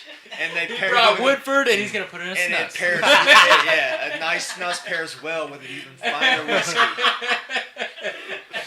I apologize. It's one of my crutches. I try to get off of it. Yeah, I know a good friend of mine. He smoked and he was tired of smoking, so he started dipping to get off smoking, and now he just does them both. Does he do it both at the same time? Really fucked himself on Does that he do it one. at the same time? He's not a quitter. He's not a quitter. Yeah. That's a savage. Yeah. Shit. Said, fuck it, I'm doing both. Oh, hell. I don't recommend anybody start. Yeah, man. One of my good friends, Jesse Saw, he's been on this podcast many times. Mm-hmm. He started smoking as an adult. I think he did it to make himself seem like an adult because he was like a young. He was homeschooled. He didn't really know where his clique was. You know, so he was like, I'm just gonna go out here with these dudes that smoke and like kind of fit in with that crowd. But now he actually smokes, and it sucks because he's the only one. Man, I can't. Now that I haven't smoked in several years, but now I can be like 4 cars behind somebody and I can smell it, and it just disgusts me. Yeah, it's the worst thing in the world. It's awful. Yeah, but I can't really not because I throw a pouch in. And, I used to smoke Reds, man. But I started smoking because I was too poor to get lunch. You know what I mean? Like I was I'm gonna smoke the for ultimate lunch. appetite suppressant.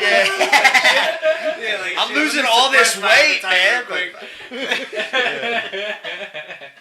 I like how people just smoke right outside the door of like a restaurant. Well, that shit's illegal now. Yeah. Like, no, I'm talking about right 20 outside. foot. Yeah. Is it 20? 20 foot away from any entrance. Really? Yeah. I'll call people out on that because my daughter Noted. has to walk through that shit. Yeah. I'm gonna call and somebody like, out. You're an asthmatic. I'm an asthmatic. Yeah. I mean, I don't really give a fuck. I'll smoke. I'm when gonna I get a drink, tape but- measure. I'm gonna have a tape measure wherever I go. Yeah. Just line it out. This is 19 and a half. I always thought asthma was one of those super weird things where your body tries to kill itself. Basically. Like, there's like if you look at and even like human suicide is super weird because you look at any other animal on this planet, it's like they struggle so much just to survive. And then we've got it all, man. We're shelter. such We've got pussies. food on demand. We've got water on demand. Yeah. And it's like, all right, my lungs want me to die, so I guess that's what I'm going to do. Yeah. You know, and there's nothing you do. You're helpless. Nothing. Man. It's. I can't imagine what they did before, like albuterol inhalers came around. Fuck. Dude, Died. You sit there and wheeze all day. Threw them off a cliff when they were babies. there's nothing more. Like I had an asthma attack when I worked at the bank, man. It got dust is my trigger, and I can exercise all day long, not a problem. But if I get around a heavily dusty environment, my lungs will start to close. Yeah. And so I was sitting at my desk, and I was like, I don't know if you get the same thing, but I get an itch between my shoulder blades. And that's like my warning, like, you're about to get fucked, homie. And so I was feeling it. I was like, please no. Please no. And sure enough, man, like, 30 minutes goes by and I'm at like half lung capacity. And so I'm like messaging my wife on the same time 'cause she works at ES Bank too. I'm like, hey, it's like shit's getting real over here. Like, yeah, I think I don't have my inhaler on me. At this time, I didn't have an inhaler. Because my asthma hadn't acted up in years. Yeah. So I had my my breathing machine here, but I didn't have any inhalers. And so by the time we decided she needed to come get me, because she worked across town, by the time she got there, I was suffocating. And I was damn near out by the time we got home. So yours is a little more severe than mine. Yeah. Mine is allergy induced and exercise induced, and I also have a deviated septum. Oh. So I'm fucked from right here and right here. Yeah. So I can't breathe through my nose. That tells you gingers aren't genetically just. So sometimes like I'll be rolling. Disadvantaged. This guy's all kinds of fucked up. You got that right. I sweat, can't fucking breathe. Have panic attacks and shit. But like I'll be rolling and I'll get dizzy. Really? Because I can't get enough oxygen. I have to quit for a little bit. I feel like a fucking bitch when I do it. But I'm like, am I going to pass out? Or do I need to take a 30-second break? Right. You know what I'm saying? Yeah.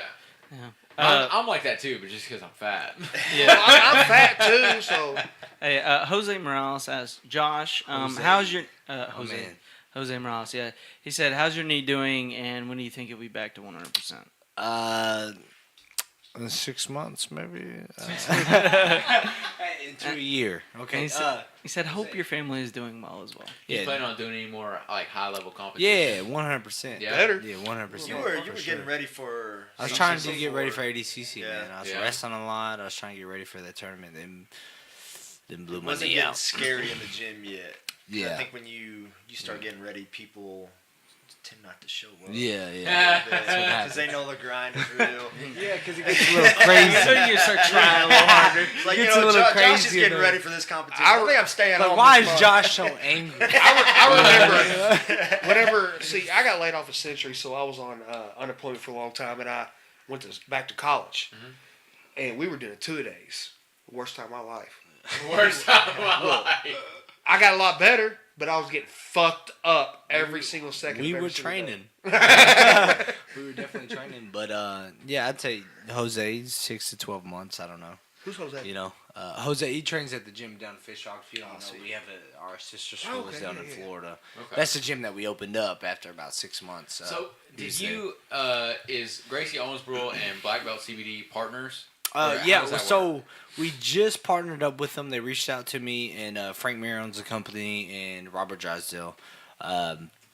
Yeah, so we're partnered up, and we're sponsored by Black Belt CBD, which is just a supplement company that is big advocates of anti-inflammatory purposes, perfect for what we do. Zero THC And for recover- anybody wondering. yes, 0% THC.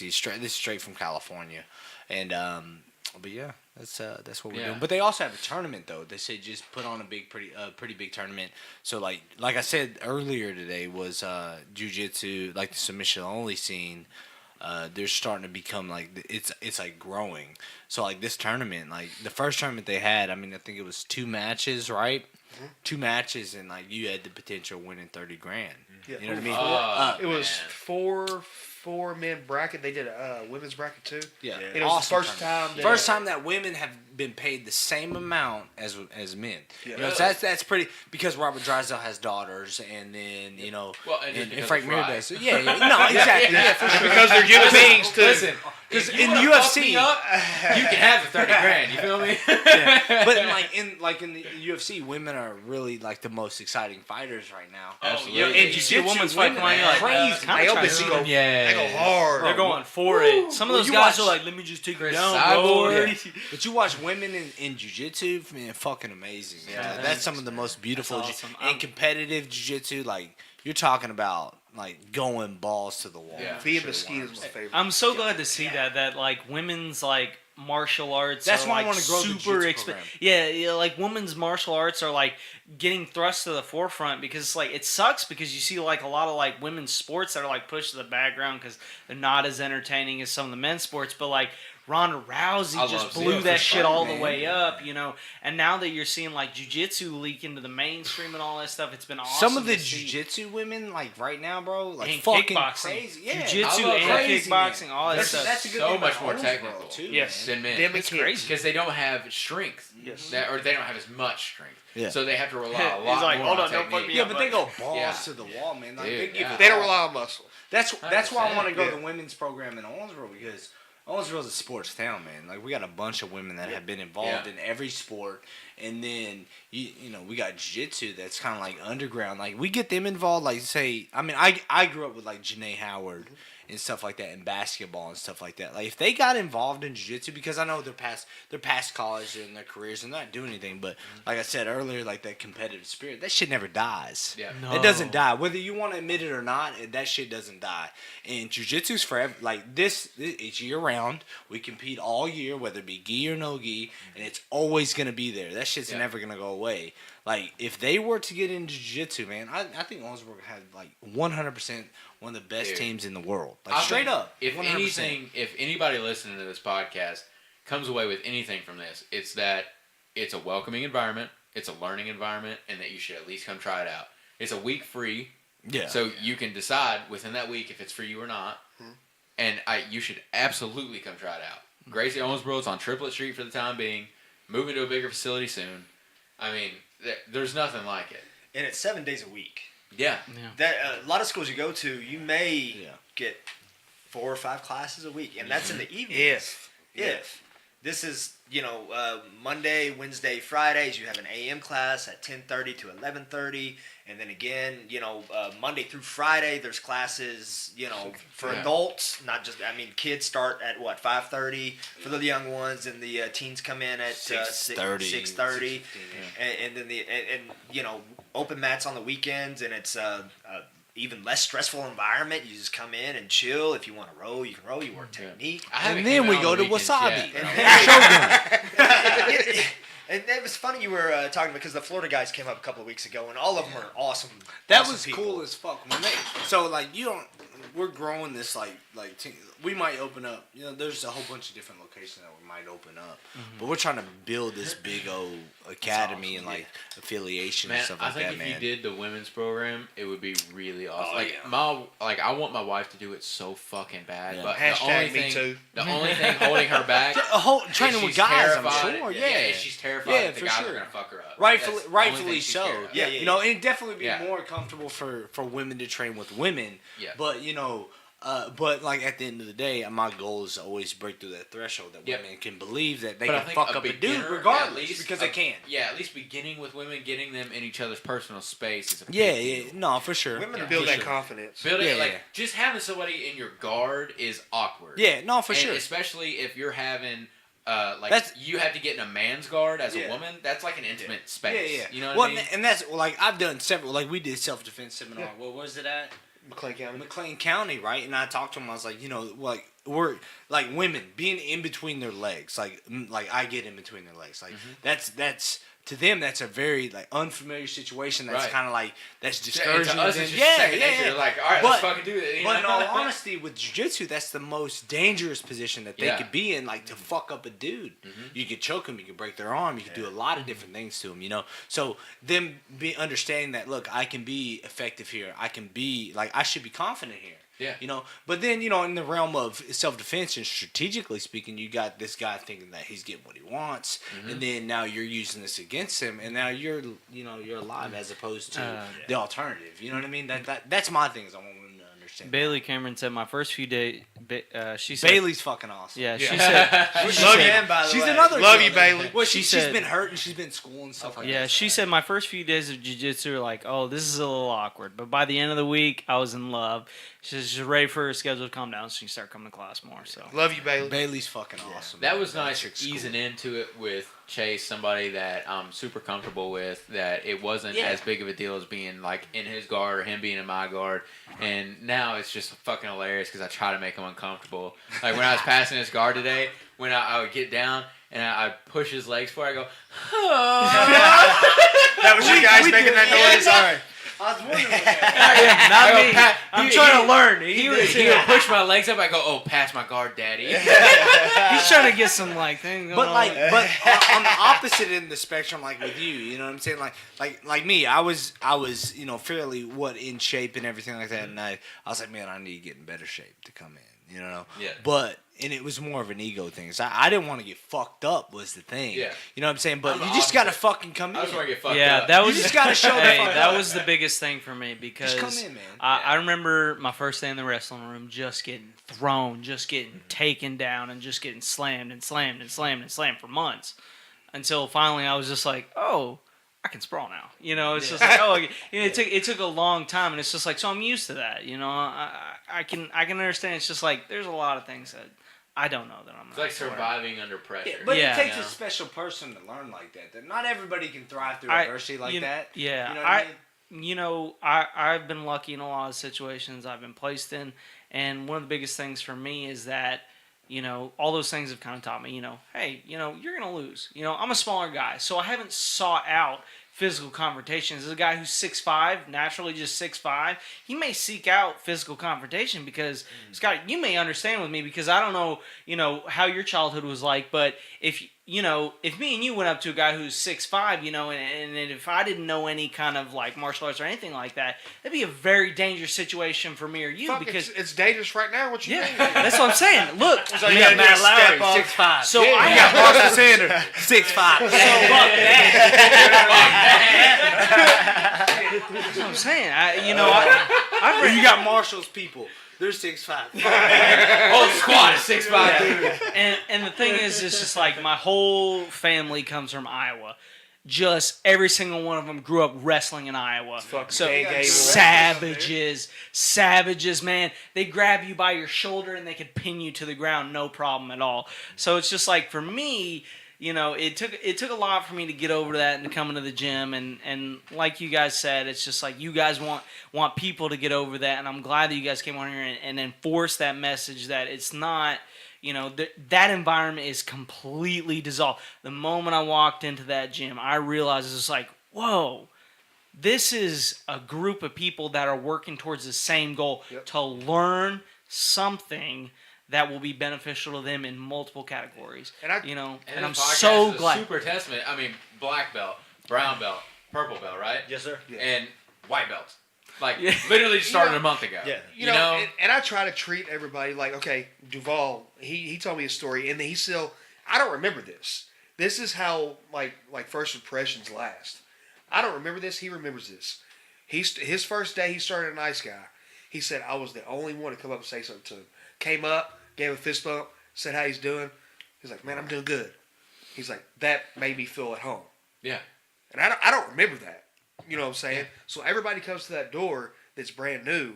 I treat them like I treat them. You did that with me, man. Because that's what made me stick around. Like if I sit there and talk shit to you, that's because I want you to be comfortable with talking shit to me and how everybody else, you know, interacts. I mean, shit, look, we're over here doing a podcast. Right, that's what I'm saying. That's man. where it started at. Like, when I first started, you were still on crutches. You couldn't do anything on the mats. He was still and doing stuff, he was though. the one. Crazy motherfucker. Yeah, so shit, when I first met Cholo, man, it was like just some random occurrence, you know what I mean? I actually met Cholo back at Mayfield. Remember when he had his place over there by Huck's on Parrish? Yes. It's a Mexican store now. Yep. But yeah, over at Bruce's as well. I think I knew Cholo before I knew any of you guys. Me Ranchito? Yeah. Love that place. It's not a restaurant. It's just actually like a Mexican store over there. Okay. Yeah. Okay. Anyways, Actually, I think, did you ever come into the place where he was over at the police station? I did. Yeah, that's where I met Scott. Yeah. Man, it's crazy how small this world actually is. Like when you get into the MMA and jiu-jitsu world, it's as far as Owensboro, it's not huge. So if you know that guy, you probably know 10 other guys behind him. You know what I'm saying? It's funny savages. How much weight his name holds, and it's like Nate, like Juice, and Nally and Jenkins went out to Arizona to see Granger, and they went to this gym, and this gym was kind of, they're like, oh, you know, they're kind of being aggressive, whatever. And as soon as they said, oh, we train under Josh Hayden, their whole attitude changed. said time to get ready for bed. Hey, I don't want to cut anybody off or anything good. like that. We're rolling up on 3 hours here, so I just wanted to say, Time goes, you know, man. if there's anything that you guys wanted to add into the podcast where you forgot or anything like that, because I know we've been talking for a long time, obviously. So, you know, if anything you wanted to plug in or anything that you meant to say when you originally got in here, but you forgot, go ahead and throw it in there. Obviously, got to do it again. Mm-hmm. Of course. It's awesome, man. Yeah, it's been awesome.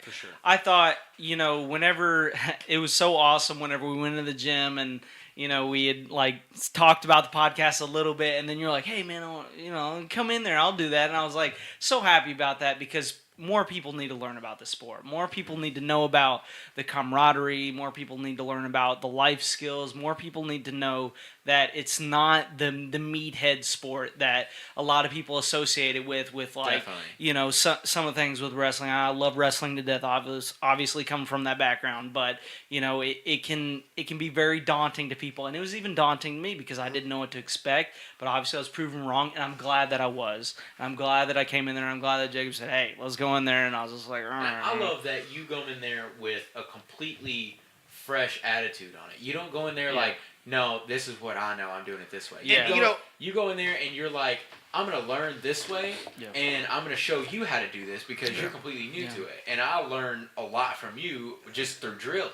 Yeah. I love training with wrestlers because I suck at wrestling. So, like, I know that I can learn from somebody. Yeah. You know what I mean? It's like, roll with a white belt. Okay, Andre Galvao, best in the world.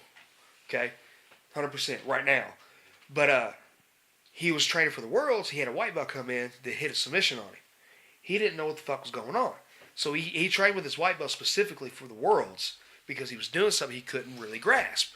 Really? You know, so that if a guy at the pinnacle of the fucking sport can learn from a white belt, anybody can learn from a white belt. Right. It's That means you always got to be a student, man. Always. Yeah. Like, no matter what it is. A couple guys said that earlier in the comments. Always. They said top tier something, learning always, something like that. But just to wrap up some of the comments, since people are starting to bug out, they're saying Bailey wanted to say you guys are really awesome at being welcoming. Scotty, at the Hip Hop Fest, you were so cool, made me feel very comfortable being with a lot of people, and appreciate that.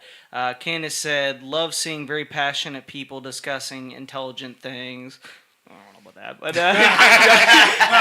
Nathan Tanner said, y'all have definitely changed my life. I love you guys a lot. Love you, Nate. And another person said, intelligent about everything about what you guys love. So, Is Reese commenting anymore on there? no, I think he went to bed. It's way past his bedtime. It's past his curve. He's got to wake up and go. He got a spend tomorrow. bedtime. What do you mean? If he acts up, none's going to spank him. Oh, shit. Smack his hand with the ruler. Tyler Hayden said, thank you so much for making me part of the family. So, he obviously feels the love too. Only because he's been in for about a month now. Yeah, so. Yeah, When and I was he asking definitely around feels it. about Gracie Owensboro, I literally heard nothing bad. Like, Nothing. everybody was pressuring us to go. Not pressuring, but like Word. giving us good recommendations man. to go. Absolutely. So, Cody had been telling me sure. for years since you guys opened. He's Yeah, like, Cody. dude, just go. Yeah, it's like I've known Cody since I was probably about 16 or something like that. Once I got into high school, I met Cody. He was really fat at the time, and he played a lot of Fallout. Yeah. I figured that out real quick because we used to go and hang out with him, and he's just like, ooh, roll a little bit, and that was when I was just sick, like, dude. Let me tell you how good Cody is. Okay, so I was training MMA, and I was like, "Hey, Cody, He got a hell of a left hand. you want to spar?" Just saying. He's like, "Yeah, let's spar." He fucked me up. I was like, "All right, I'm never going to spar with you ever again." Fuck you, Cody. Like, never mind. By the way, Bailey jumped in and said, yes, let's roast Reese some more. And Drake said, yes, he's got a bedtime. Don't worry. But yeah, much love to Cody, too. He's been on the podcast before. I love that guy. Me too. Him and your brother actually got me into the sport. Got me into it. Yeah, your brother kicked me in the leg one time, and I was like, first of all, you can't kick dudes in the leg and make them hurt that bad, but I'm not going to cry because I'm at my own house. This see the women motherfucker moved taking up the to savings. Alaska, right? So he got to the Army, went to Alaska. He was training at this gym. He was sparring MMA, trying to get these other people ready for fights. They told him to quit kicking people. Oh. Like, how badass is Hey, that? Reese said, hey, Reese just jumped back in and said, shut up. Fuck you, Reese. Fuck you. Tell him to go back to sleep. But yeah, If he done, we'll put him to sleep. all tomorrow things night. being said, Oh, shit. me personally, I'm glad that things have developed the way that they have. For me, it's a little weird because things have come kind of full circle because Cody and your brother obviously got me interested, turned my eye on to mixed martial arts. And now you're kind of teaching me, some of the actual basics and the real things, not just like, the beating me up and then I'm like, all right, well, let me go into YouTube or, like ask some people some shit or go into the backyard and figure shit out. But, That's how we learn. yeah. Hey, man, we learn from... You gotta start somewhere, man. Yeah, for definitely. sure. And I'm glad that things have panned out the way that they have. And I'm glad that you guys have provided an awesome environment for this community, this town, everybody that's involved in it, because it's changing lives, not just on the small scale, but you, like you said, you're partnering with many different people to get this kind of sport, this kind of message, this kind of like discipline out to as many people as possible, and that's honestly as admirable as I can see in my own life. So I appreciate It's that. all thanks to Josh, because if Shit. I never heard about him. Shit, No, you guys are it's- part of it, man. No, You know what I'm saying? Like, if- no matter what, like these guys coming in, you guys if- been in. He's been in. Travis down in Florida's been in. Like it's a constant But effort for us all. you know? honestly, if I wouldn't have found out about his gym, I wouldn't have been sitting in this room right now. I mean, I wouldn't have got my purple belt. Any of that. Just If it weren't for Yeah. somebody else, you would have got the purple belt. no. I was kidding. The guy down in there, he really his mindset to it is top notch, and everybody in the gym that's got where they're at, it's because of him. So man, he's world class. Man. I tell people about a couple months ago, I asked everybody while they trained, and they say, to get in shape, whatever. And I said, I'm going to ask you that again about 2, 3, 4 years, and your reason will be completely different. Yeah. Because God, I'm gonna tap your ass out one of these days. well, then you tap me out, then you're. I come in and I look at him in the face every day. That's why I train. Have you ever tried to heel hook a midget? You can't. You can't do it. I'll figure it out one of these days. I though. mean, he's figured it out. He figured it out from day one. But it's like I've progressed from just trying to get in shape to helping people. Yeah. You know what I mean? My main MO when I step on the mat is to help people. You're awesome at it, man. I All try to. three I of you appreciate guys that. are. I appreciate that because at the end of the day, if I could look at myself in the mirror and be like, I feel good what I did that day. It's a really short mirror. Short. Like a half mirror. And it's The like bathroom vanity mirror. It's on the ground. look. it's a nut mirror. Leaning against the wall. Sometimes if Well, like it's clown Megan's mirror. using that mirror, I got to get up on a step stool to see over my seat. Sophia puts you on her shoulders.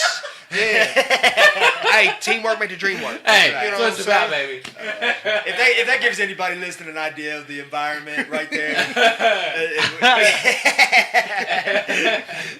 All right, guys. On that note, we're gonna fucking wrap it up. Thank you guys all for tuning in. Thanks for all the questions, all the interactions, all the shares earlier today to get the word out about this podcast. Thank you guys for coming in and talking with us. We appreciate it. Got to do it again for sure. But hell yeah, man. Awesome podcast. Let's wrap it All up, right. Chase. Congrats, Candace Rice, on the ham too. Yeah. But yeah, y'all have a great night. I appreciate everybody She need tuning. to share some of that ham, man. Hey, by the Yeah. way, anything you guys want to plug before we cut the stream? Cholo, man. Cholo. Jump Cholo. on Cholo camera. Cinema. Plug yourself. Cho- Yeah, The new way. I know. I've been silently standing in the corner for 3 Hey, hours. Cholo is a savage. Like he does his videography and takes pictures and stuff, and it's like He nothing does. I've ever seen. Check before. him out. Yeah, Cholo. Hit him up. Gracie Sometime. Owensboro, Curbs on Twitch. Curbs on Twitch.